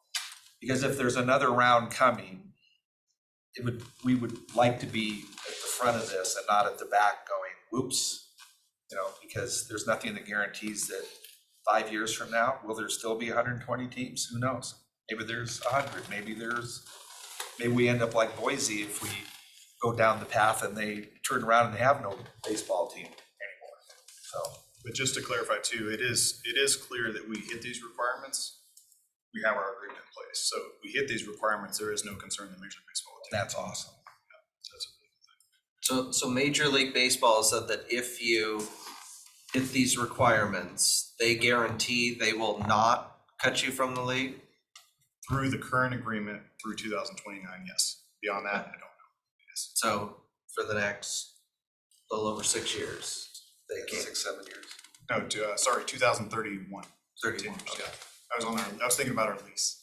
So you said a while ago that you had a conversation with a gentleman from the Rockies. Yes, Chris Forbes is the VP in charge of player development. And I met with him for probably about 45 minutes out at Vista Stadium, and he talked about, the community. I asked him why they had Spokane on their list and a whole bunch of other questions. And he was very high on Spokane. That was, I think part of it was it's a community that fits their structure really well. And he thinks they can do great player development here. And Very positive. It was a nice conversation and stuff. So it's good to hear it from the organization about why Spokane. I think for me anyway, he answered all the questions about why they're here. He had some pretty specific responses too about, the airport was important to him. They saw Airport was a big issue. Right, was a really big issue. The partnership with Fairchild Air Force Base was something that stood out to him. Yep. The longevity of the partnership between the county and the Indians, the public-private investment that's gone into The the stadium management team before. that we deal with. Chris never gives himself credit for that. He mentioned that Yeah, twice. he did say, he was very, very complimentary of the management team. He said that that's not always the case in some of the teams they look at. The management team, did I hear you guys got an award? We did, yes. What award was that? We were voted the top minor league operators in all 120 last year. So that was single A, double A, triple A, all of the teams we did receive the award for the top operation in the entire country last year, which is something that we're proud of. I don't like to talk about a lot, but yeah, something we're proud of. Well, I think you need to Sounds point like a that home out run. when the board's trying to make a decision about spending taxpayers' money. I think it's good that you do point that out, that we're not just backing some, business that isn't successful and has a long track record too. We got to spend their dollars wisely. And The other thing that stands out to me about this as well is our ownership group has been part of this community since 1985. We've had a partnership since '85. We know that the ownership group is committed. We know that the location of this facility works. We know that minor league baseball in this county works. So it's not like an unknown investment of a new facility, a new team, new ownership. Who is the ownership coming in? We have all those. We have all that information. We know we have a major league team that wants to be here as well. And I understand where you're coming from, Commissioner Kearns, for sure. I look at this as a community asset, that when businesses are looking to move here, they want these type of assets. They want parks, they want those things for their employees and their clients. This is also something that, in addition to being that asset, it's a $25+ million economic impact to our community. It's 300+ seasonal jobs. It's 25+ full-time year-round jobs. It's a major player from an employee and economic impact standpoint. So there's a lot of value to it, in addition to just looking at the nuts and bolts of what does it cost on an annual basis. So I hope the county sees that as an investment. I hope the county understands too that this has been a facility that's been around since 1958, and it's really been pretty inexpensive, to be honest with you. When you look at other communities and what they've had to invest in these types of assets, this has been a really good deal for both sides, and it's now time to step up to the plate and get this done.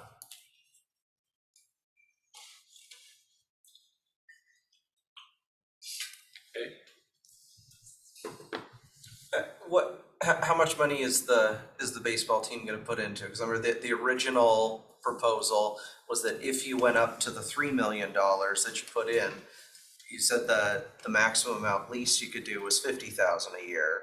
If you did zero up front, you could go up to about $200,000 a year.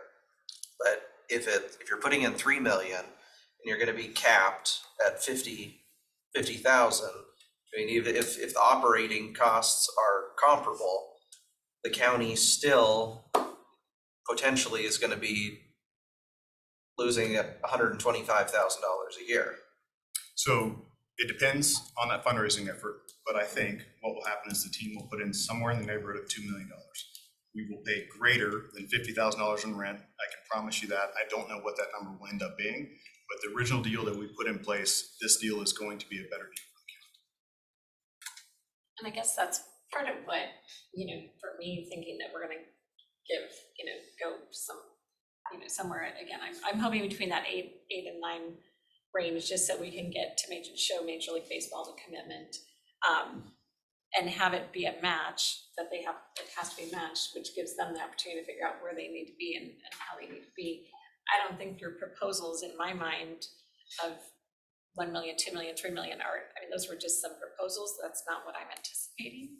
I am anticipating that, whatever the Indians choose to put in, we still have to look at that lease agreement. But again, we need to wait till we get to where we know more to actually, start to negotiate that lease.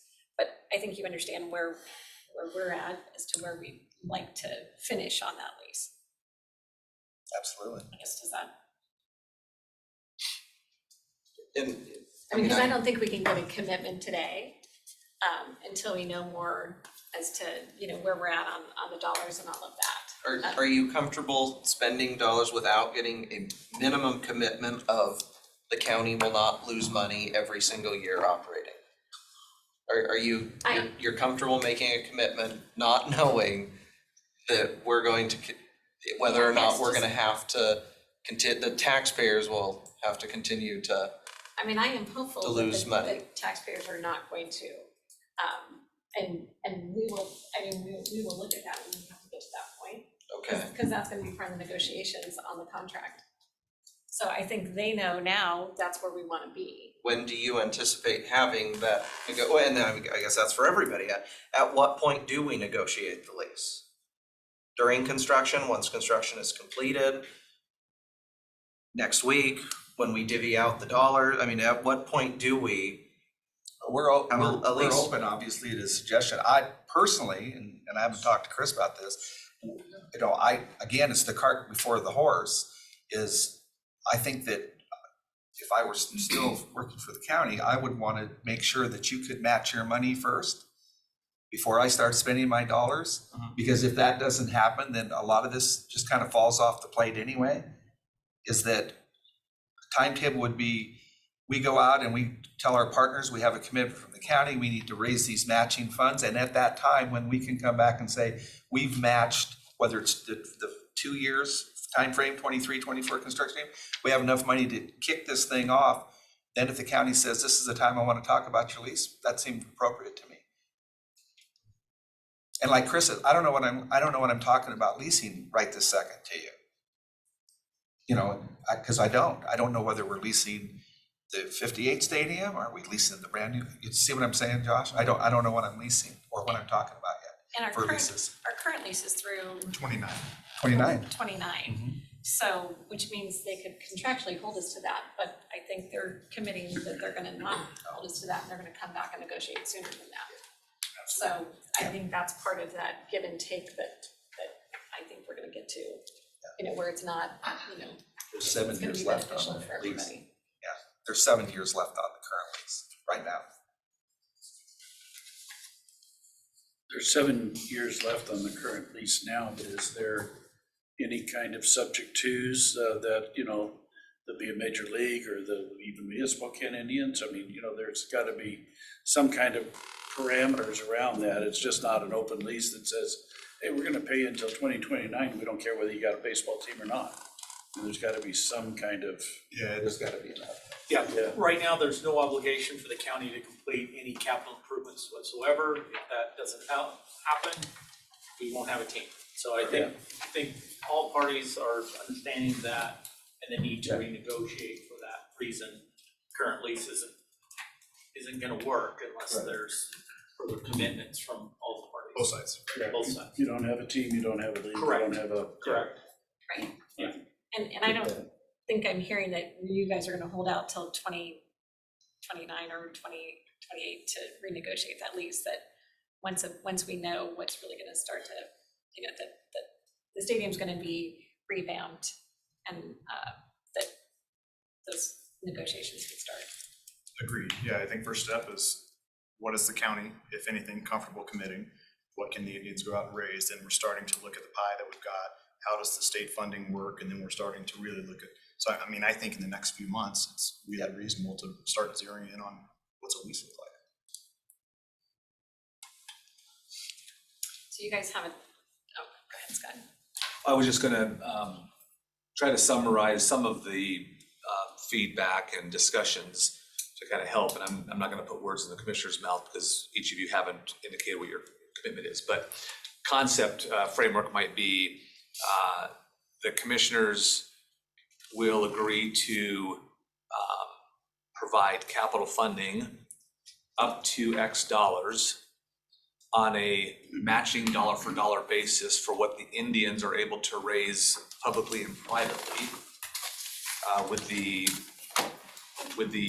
direction that the gap, if any, would be, and we anticipate there'll be some, would be a request through the state, with the idea that the collective results in having commitment of capital dollars necessary to improve the facility, and the commissioner's commitment to provide up to X dollars would also have a condition attached to it that says a lease agreement, once these funds are raised, a lease agreement must be renegotiated to trigger the fact that we do have to basically terminate and start fresh the new lease agreement, at which time it would go into place at whatever we negotiate, but that would have to be a condition attached to the capital funding that the commissioners are getting. So it allows a sequencing of commitments to be made for solving on the capital needs.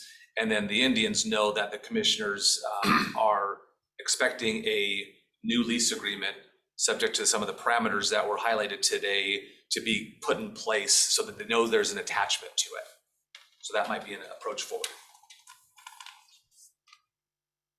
And I do want to, for your consideration as well, I don't want to miss out on part of the renovations that are contemplated here would be relocating our parks team out of their current administrative building so that the anticipation is the Indian would take that facility as part of these renovations.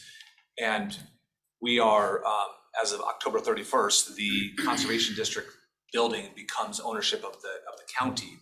And there will have to be some fairly substantial, it's a tired building, 25 years old. There'll have to be some substantial renovations done to that. And Doug had done some initial sketching of engineers' estimates to improve that through tenant improvements or through our own improvements, and that's about $800,000. So I just want to make sure that the commissioners are aware of that, because I think that's part of these consideration of repurposing dollars from surplus properties and allowing some availability of funds to reinvest. That's going to be another one that we have to consider as part of this too. So while I highlighted about 8.5 million, we have about $800,000 need to improve that conservation district building that the county will be inheriting. But that was something that's been in the works for a long time. I mean, that's why. I think these estimates were back in October of 21. So Right, they're but not even moving old. parks to the conservation district has always been part of the Yes. longer term plan. So Yeah. this isn't something new just because of the what's happening with the stadium, I guess. Oh, I don't. Yeah, well, my understanding is Parks is not moving because of the needed stadium renovations. We talked about that building before we talked about anything about the stadium, wasn't even the issue at the time. It's gonna be a great building. It needs some fencing. Just the fact that it is a $800,000 investment that the county does need to be making to improve that. I just want to make sure I highlight it for you. Yeah, I guess I just didn't want to get it, kind of, those were discussions that had been happening prior to the whole stadium discussion, because I mean, that was part of last year when we were looking at the conservation district moving out and why we gave them, 2 years ago, was it, that we told them that they had to move? Like, yeah, so I mean, so this has been a plan longer than this whole stadium stuff. You know, so I just don't want to have people thinking we're forcing parks to move because of the stadium renovation, gosh, I can't talk today. That this was something discussed, you know, prior to when we told the conservation district they needed to vacate that building so parks could then eventually move into it. Commissioner. Just a quick question about the project itself. When's the deadline for the improvements to be in place? What we're targeting right now is March of 2025. So it'd be a 3-phase project, one in 23, one in 24, and one in 25. So there is a check mark in 23 with Major League Baseball. We will be out of compliance in 2023. It is impossible to get our current facility to compliance by then. So we're targeting to get to compliance by March of 2025. And is the county the project lead? Yeah, it's our facility, so we will, yep. So, and those estimates are based on a 2024 construction season? Those estimates were put in place November of 21 with escalators built in. The number that we're talking about, the $22 million, is the high end of the range. So it was a range from 18 to 22. So it did have some escalators built in, and we are targeting the high end of the range. It was with a phased construction approach. Yeah, being conscious of. Yes, it's a phased construction approach. I'm just thinking about the timeline to get a GCCM on board and when It's soon. Yes. Yes, that's why I wanted to bring it up today and have us start thinking outside the box.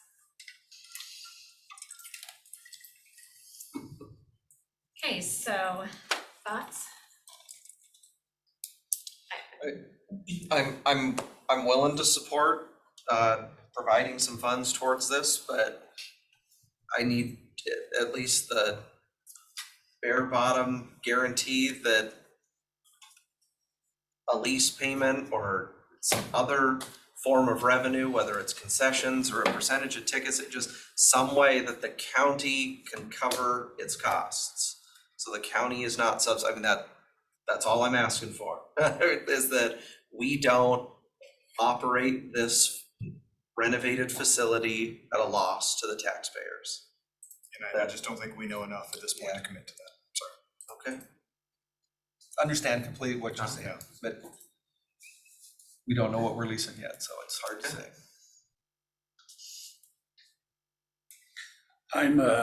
I'm willing to continue the conversation. You know, what I want to do long-term is not end up with racetrack phase 2, part 2 kind of deal. That's bad politics, it's bad for the taxpayers, it's bad for the community. But you know, there's a lot of work yet to be done. And so I'm happy to be part of that conversation and see if we can extract as much as we can out of the state legislature. You know anybody in the Senate could help us? Okay, just thought I'd throw that out there. And then to see what the community at large will do. I mean, they're our partners in the valley clearly seem to have an interest. The city of Spokane could and should have an interest, and so you know, it's a regional asset, and so let's see if we can keep it a regional asset, keep it open. So I'm more than happy to continue the conversation, but I think there's a lot more work to be done. So I guess, but in order to get matching funds and go after, ask the state, or, I mean, we have to kind of commit that we're willing to put in so much money. If those things don't happen, then we can pull that money back. But we've got to be able to, in order to go to the state and get it on people's legislative agendas, we as the commissioners, the county, have to be willing to say we're willing to put forward. So I mean, I guess I don't know. So thoughts, because we can't just continue the conversation. We got to be committed. well, so I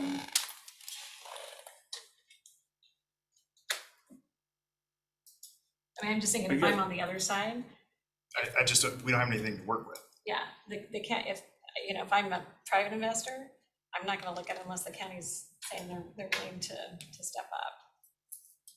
And just, that's a good point that you're bringing up, and just to, again, so we're all clear, we're not asking you to leverage into some risky venture. If we don't produce what we're offering to produce in the partnership, you're not gonna be out anything. You might be out a ball team and then stuff, but you're not out any money. We just need the commitment, if we can, that we can go to these other partners and say, if you contribute and we can match this amount, the county's willing to be in as the project. That's what we need. That's why I like the matching side of it, because if they don't meet the match, then That's the trigger, and then, Yeah. you know, the county can pull funds back.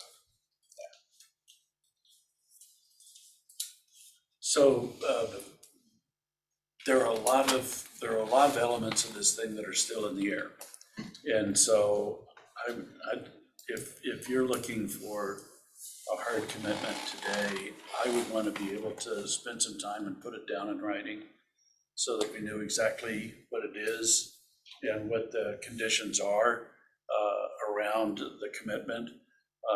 So, because I agree with Josh in that, you know, clearly there's going to be a new lease arrangement. I understand from your standpoint, you don't know what you're leasing, so how can you create an economic model that said we can support X number of dollars in terms of rent when you don't know what your revenue generators are going to be I understand that. So, you know, both of those things need greater clarity to get a lease done, but, you know, I think what Josh is saying is, you know, we don't want to be in a position to subsidize, and you're saying you don't want to be in the position to subsidize either. So somewhere there's a happy ground, and I don't know where it's at yet.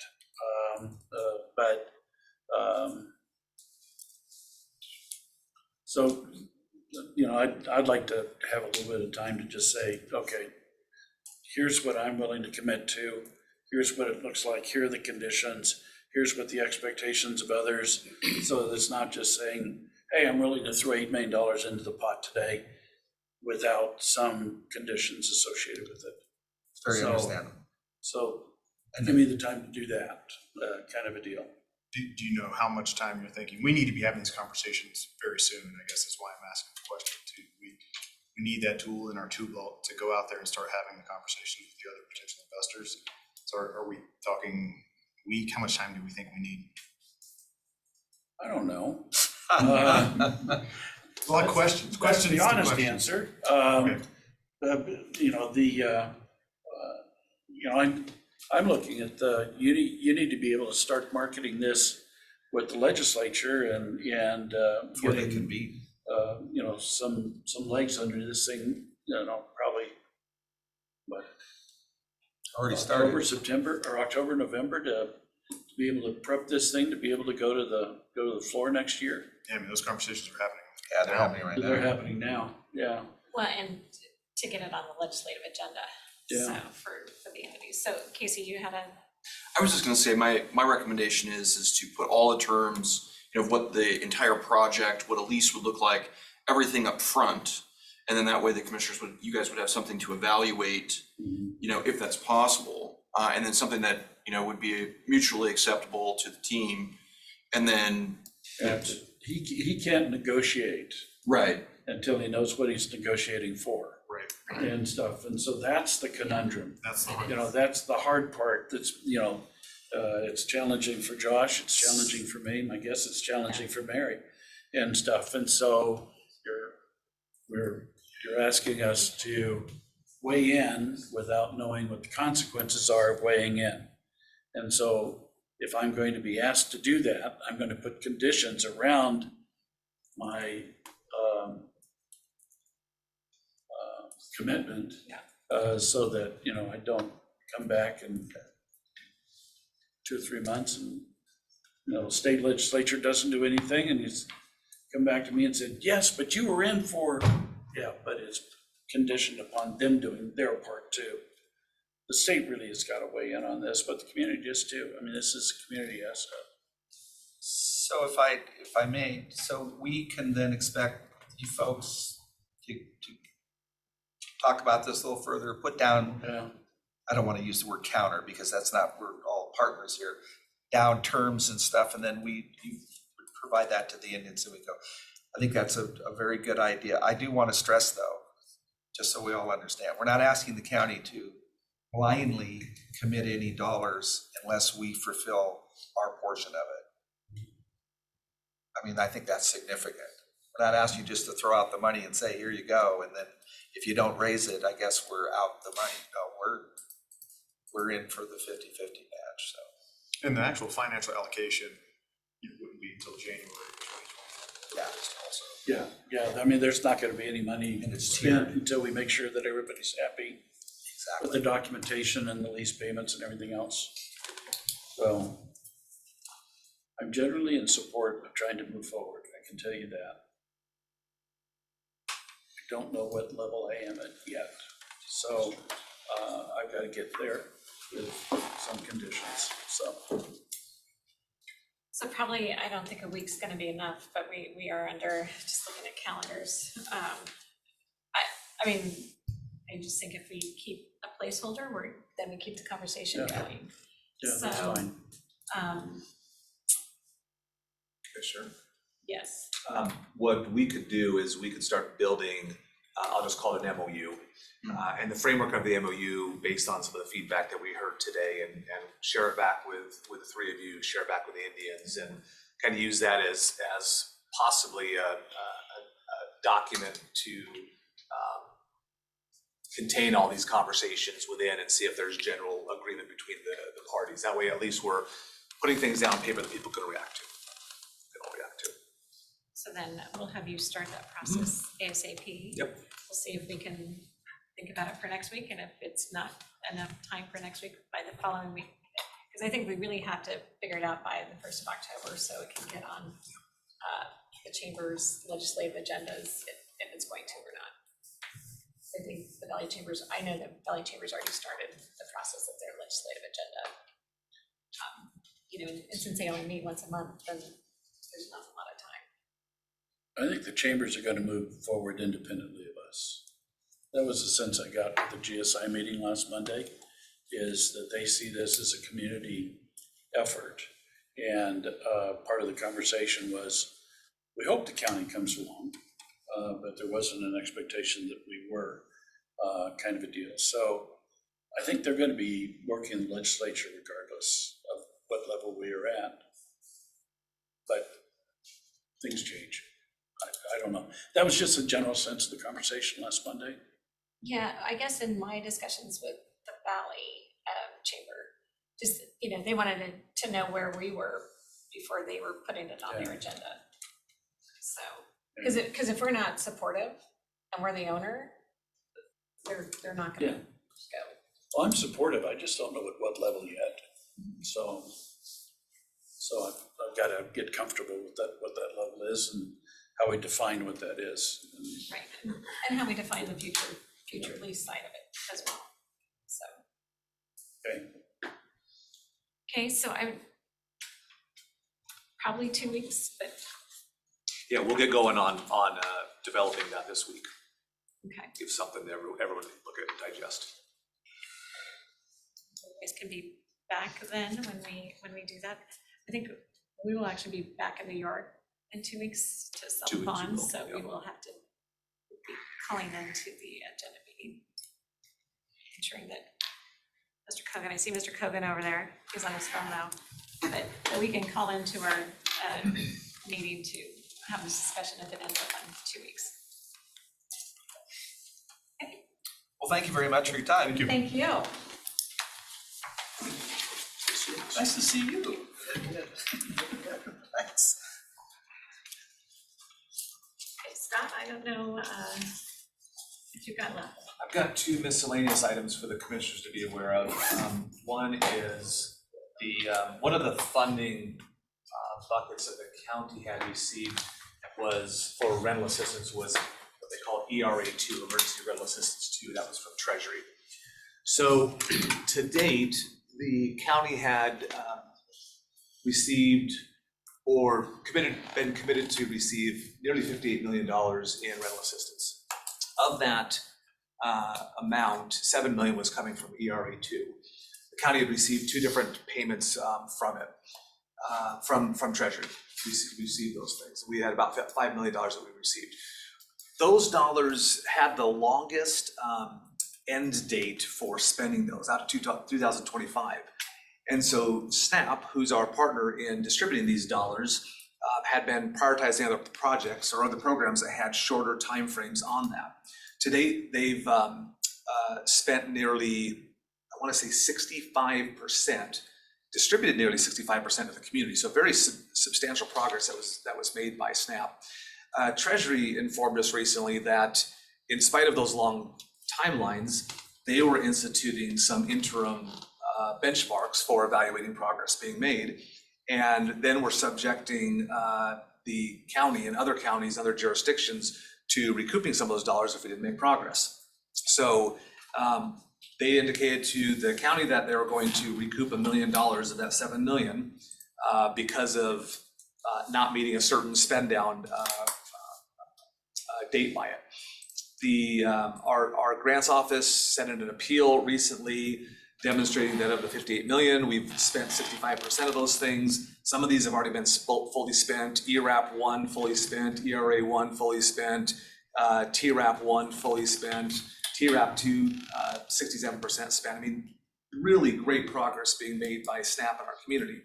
Despite our appeal, not Commerce, but Treasury came back and said, we need to be consistent. We can't give you an exception. We're going to recoup $1 million, it's $1.05 million of it. So that's unfortunate and takes some dollars away that they also had indicated there was going to be some greater flexibility with how these dollars can be repurposed and spent in our community. So there are a couple of other dates that they're going to be evaluating for pulling back some more of those funds. It's likely we're going to lose more of those things. So I just wanted the commissioners to be aware of that. Again, not a reflection on SNAP at all. They've been doing a great job spending this down, and rightly so. They deprioritize these dollars because the longest time to spend them was attached to these dollars. So I'm expecting that we'll probably have a couple more measurement dates by Treasury that is saying we haven't spent some monies down. SNAP has started to prioritize utilizing this program. And by the way, this is the most flexible program, which is another reason why SNAP was trying to get folks eligible into the other buckets that had a little bit tighter eligibility on them. So anyhow, just some awareness for the commissioners. Heather and Grants is monitoring this closely, and it's unfortunate because our portfolio of progress being made doesn't reflect their actions being taken here, but they're looking at very much in a single program bucket. Do we know how much the city is going to have and pull back then? Because they're slower than we are. Yeah. I mean, I've got rental properties I've been waiting 8-9 months on, and still haven't gotten anything from the city. I mean, it's just nuts. Yeah, I don't know, Commissioner. But SNAP isn't having that issue, right? It's not that there's a backlog that they can't get through. SNAP is up to date. Yeah, no, SNAP has been timely. But city doesn't use SNAP. They use some other organization. I don't remember who all they use. I think they use several different. I do. Yeah, I think they pick like 2 or 3 different. But And that's not what Commissioner French is, that's not what SNAP is. It's not that they just aren't able to get it out the money because they have a backlog. People aren't coming in to ask anymore. They're still. I got 6 months, so I don't know, Commissioner, what their clawback might be. I'm not familiar with it. SNAP has shared what their last 6-month trending is on emergency rental assistance, and it's still averaging about 1.5 million a month. Yeah, I thought it had started to slow down, and they shared that it had not. So again, it doesn't reflect. It's not a backlog. They're still meeting the needs and doing it timely. This is just one that Treasury has opted to put in place some interim rules, if you will, that didn't match how we were prioritizing the spending of those dollars. So unfortunate. I think bottom line, it's budget season in Washington DC, and they're looking for some funding, and we got caught up in that. And there probably are some communities who willingly were giving it back or weren't using it any longer, but that's not the case here. So that was one item. Any other questions on that one? Sorry to be the bearer of bad news. The other one, I want to make sure that there's awareness by the commissioners and the general public here. The project that's going out in front on Monroe Street, they will be, the contractor will be switching to the other side here pretty soon, and it will be impacting Malin. Malin is going to be closed for a month, nearly a month, coming into the campus. That's our main egress and ingress for our public safety teams, our public works building, and other uses of that. We've tried on multiple occasions, and Kyle's been really leaning into this one as well to see if they can try to keep it open, and we don't appear to be getting anywhere. So Kyle and Gail have been working on some alternative routing of traffic in and out of the campus, which will likely include using the west gate and creating some sort of two-way flow behind the jail so that folks can still access the public safety building, still access public works, access the garage down below. So it'll be an inconvenience, but it will be doable, we believe. But that will be starting on the 22nd of this week, all the way through a month, which is into the middle of October. So is there gonna be any way to get into the Public Works parking lot? Yes. Just the intersection at Malin and Monroe will be closed. Oh, so from the intersection to the gate is still open? Yes. Okay. Yes. Yeah. Sorry, I should have clarified. It's the intersection. So for Josh and I, we come down from the north on Monroe. So I mean, theoretically, we could cut through Monroe Court building parking lot and get into by the gate, by that drive. You certainly may be able to do that, but for the general public, since it's crossing private property, it's not going to be one of the internal circulation routes that we will be sharing with our employees. At this point, the general public doesn't follow me when I'm driving, They so. probably do. No. I've seen quite the entourage. Okay, so it's just the intersection itself that'll be closed. And so We'll we- drive over the sidewalk, just saying, Yep. through the grass. Yep. So anyhow, it's an inconvenience, but it's one of those things that's the joy of construction is you get inconvenience, it's a better product at the very end, but we do have a plan, at least internally, to allow our employees to get in and out of the campus area that would be blocked by the intersection. And for the public, Public will not be able to access the Public Works building. So Parking lot. the parking lot. They can come They to the can come building. through Well, first, yeah, everywhere else on our campus, they will be able to. so they can get to the Public Works building Yes, from yeah, the pubs, Broadway side, just not from Scott, do you want them to be able to? what's that? Do you want them to be able to? I probably not going through campus. Yeah, I think we want to do that for a flow of our employees and our law enforcement who regularly come into the public safety building and access the garage down below. We've got to make sure we have continuity of access for them. The only exception is that if we do get a request for ADA, because those are the close proximity ADA parking stalls, so we have to direct somebody through there for. Yeah, you're right, we've got half a dozen or so over there, so we might want to look at something that we set up with our gates to allow folks to come in. Because one of the questions we looked into is whether or not to actually use the gate itself or to go through parking lot A just to the north of there. There's a chain link that we can open up as well, but that wouldn't obviously require badge access. So that is an option to be directed. And not everyone not all of our employees have badge access to the gate, so we're likely going to be needing to keep those things open during the public operating hours of our facility too. So we can have ingress and egress. I don't know if I've ever tried my badge on one of the gates. If I were to take the route through they work. Okay, I've never tried it on one of those gates. so. For us, it might be easier just to put some wood blocks by the curb I there, was thinking so that. we don't break the sidewalk. Talking Throw about it those forward, other accesses to campus Steve was pop up on talking the about last sidewalk and week. drive in. As ruler of all parking, please don't do that. We did look though also at putting additional staffing in the guard gates if we need to, so we will find a way to make sure we're still secure. Steve and Julie have been working on this too, so it's been a collective effort to say the least to make sure we can still get you guys parking and where we need to go. So we'll make sure, we've had some communications coming out, we're refining some of those circulation in there. We'll have some other communication come out to our employees shortly. Tesla have four-wheel drive?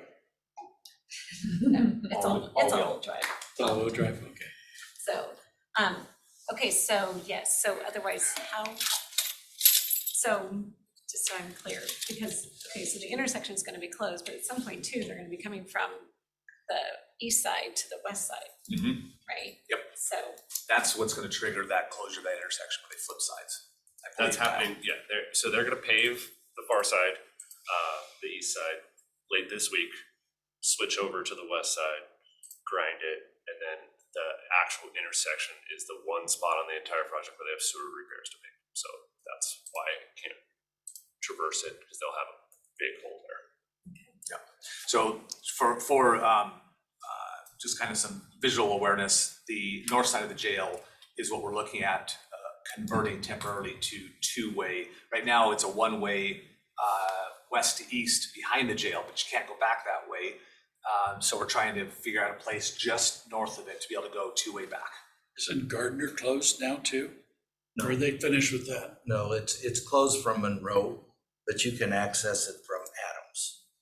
And that was another discussion, was there's actually a gate in the back of the sheriff's garage where there's a chain link fence from there to where the jail is, which would probably be the best answer. Because quite honestly, even trying to access Public Works Building from Monroe, south of Boone. That whole area, I think, is gonna have construction equipment, even though, they're doing one lane at a time and they're shutting down Mallon. That would provide the best access, because the other problem is, on the north side of the jail, there's a pinch point where the DEM building is. So, the chain link fence is a bit wider and could produce two-way traffic, basically, one way coming in, the other way going out. The other issue though is we have construction. Mike Sparber, you had raised your hand. Yeah, I was just gonna say, Steve, are you talking about the area? So you have the main pathway behind the jail that goes back out into the parking lot there. Are you talking about north of that barrier? Yeah, where the motorcycles park, and they're talking about eliminating, or, just for a short time, that motorcycle parking that's just on the other side of the Jersey barriers. Okay, got it. All right. I would just want to make sure we're talking about the same area so I can brief them. Yep.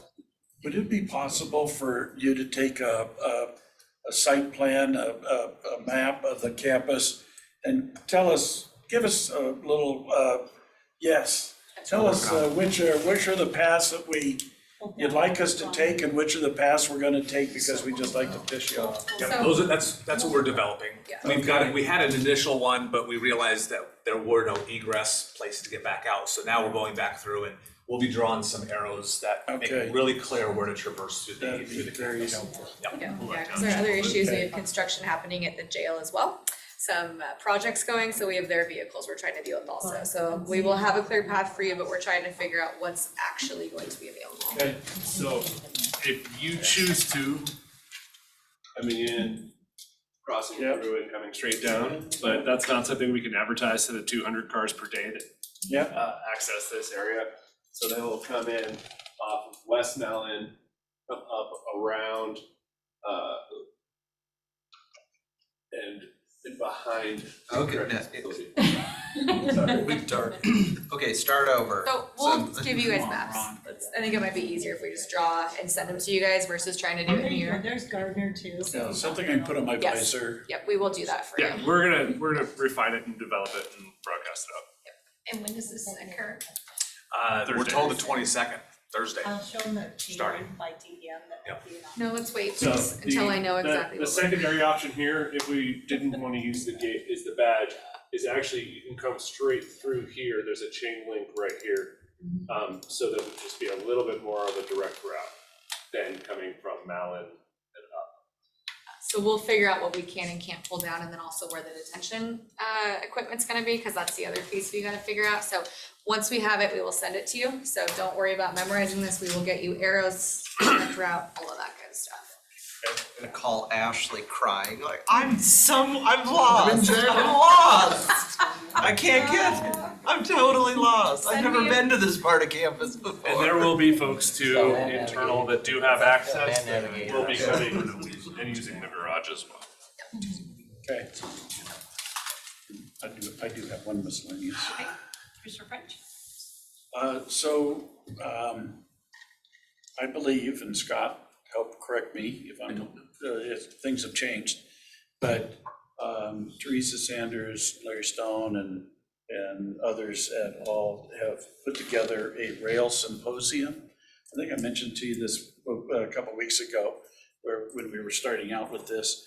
They've got a consultant that helps them deal with rail negotiations and all that kind of stuff, and he's offered to come in and do a seminar, work session with us to teach us how to deal with the rail companies. And so you've got rail, you got rail, I got rail. Some we interact with, especially with Geiger Spur, some we're kind of tangential to. And so that work session is open to us, as well as I think Public Works and Road are going to be there. And I think it's this Wednesday from 8 until 2. And so one, we need to put it on our calendar so that if my fellow commissioners want to join us, we can do that. And two, I don't have in my calendar where the final location is at. Do you have that? It is out at LD Stone. Okay. In the Playfair Commerce Park, I believe. I don't have that thing right up on top of my calendar here, but that's where I understood it to be. Okay, if you could get that Yep, to I'll share it with everyone. the commissioners so that, Larry does a ton of work with rail. He's used this consultant when they were doing the underpass at Altamont to get into Playfair. And so he's, from what I understand, talking to Teresa, this guy walks on water. He's very, very good. He's got a lot of experience with rail. So that's available to us. And so I just want to make sure that you had that on your radar and knew that you were invited to that. So we're having the steering committee of elected officials on Wednesday morning. We are, and I'm gonna circle back with Scott Chesney. I did talk to Scott last week. He thinks they're getting really close to being able to wrap this thing up on the countywide planning policies. And but this is, so Rod Higgins is now the chair, and he wanted to schedule regular monthly meetings, keep everybody up to speed as we get through the end of this countywide planning policies update. So we'll circle back with Scott and deal with that. Not be able to attend. I'm going to be out of town that day. Okay. This Wednesday. Yeah. So we will take copious notes for you. And I noticed that it's hybrid. You can either be in person or Zoom, but it sounds like they're really strongly encouraging in person if you can. Yeah, because it's going to be much more dialogue kind of a deal. But if you can just zoom in, that's great. If you only can do part of it, that's great. Well, I will be driving. yeah. Well, then you can do it on your monitor. And so then I'll talk with Scott and follow up. Yeah.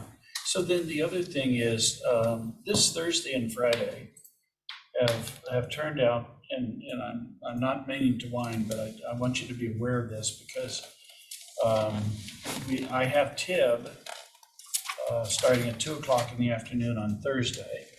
We have Legislative Steering Committee. It starts at 1:00 on Thursday, and then Board meeting on Thursday morning. And board meeting on Thursday morning, and then Friday, I've got, TIB and State Building Code Council, both in the morning. And then we have the ice cream social as well.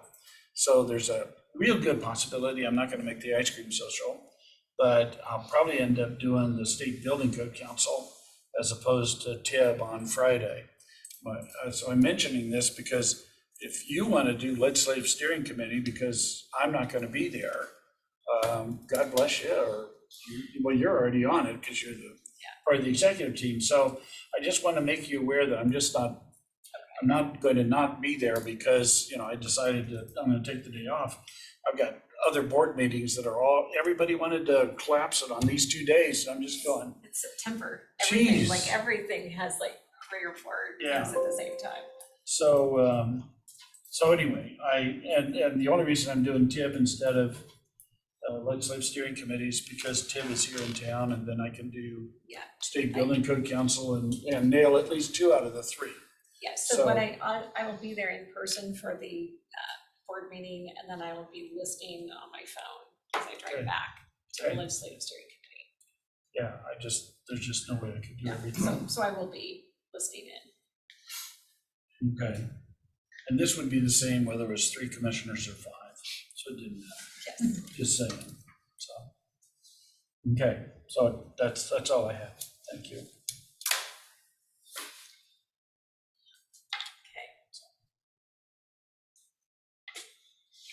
Madam Chair, Yes. if I can follow up on Al French's comment.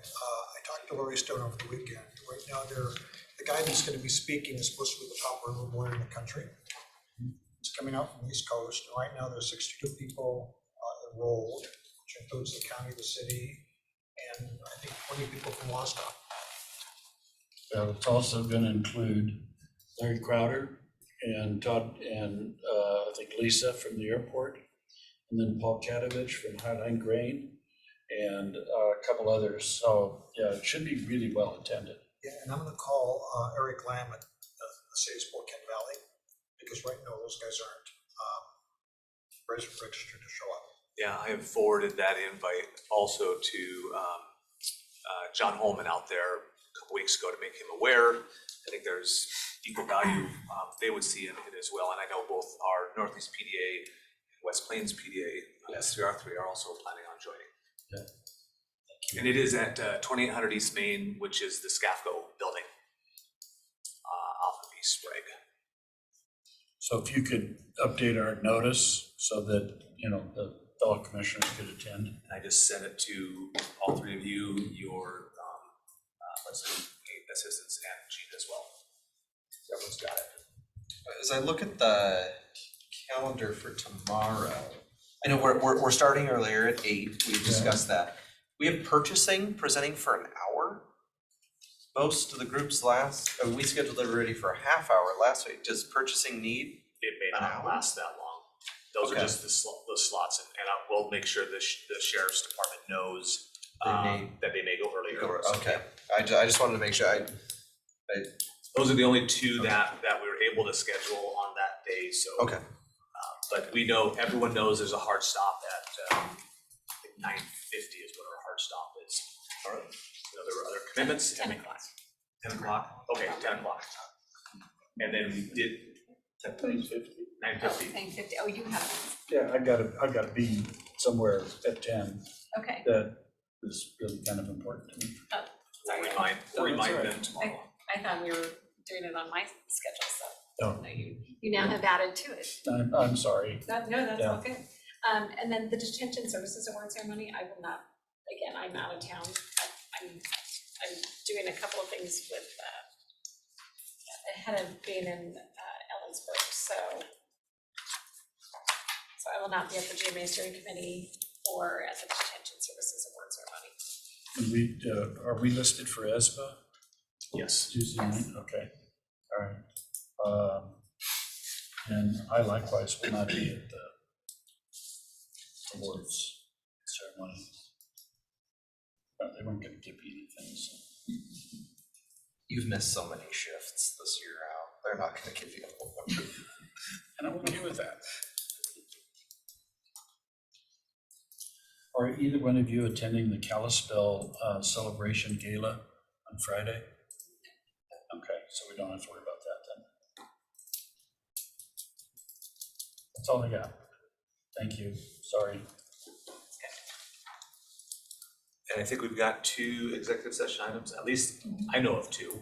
One is pending potential litigation update from Steve Martell with Risk, and labor negotiations update with Ashley and Josh Grove, yes.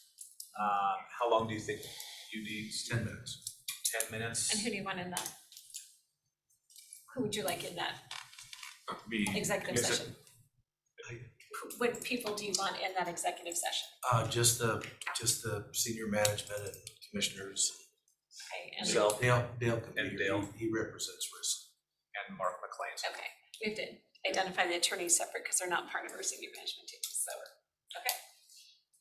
And then labor, how long do you think you need, Ashley? So we have labor negotiations, we'll need 20 minutes. Present will be the commissioners, senior leadership team, Josh Grote and Dale Anderson, and there will not be any action taken at the end. I'll be there too. And Mark McLean, I'm sorry. So 10 minutes for yours, 20, okay, so 30 minutes total. It is now 11:28, so we'll say we're gonna be in executive session by the time we get everything switched around at 11:30, so we'll be in executive session until noon.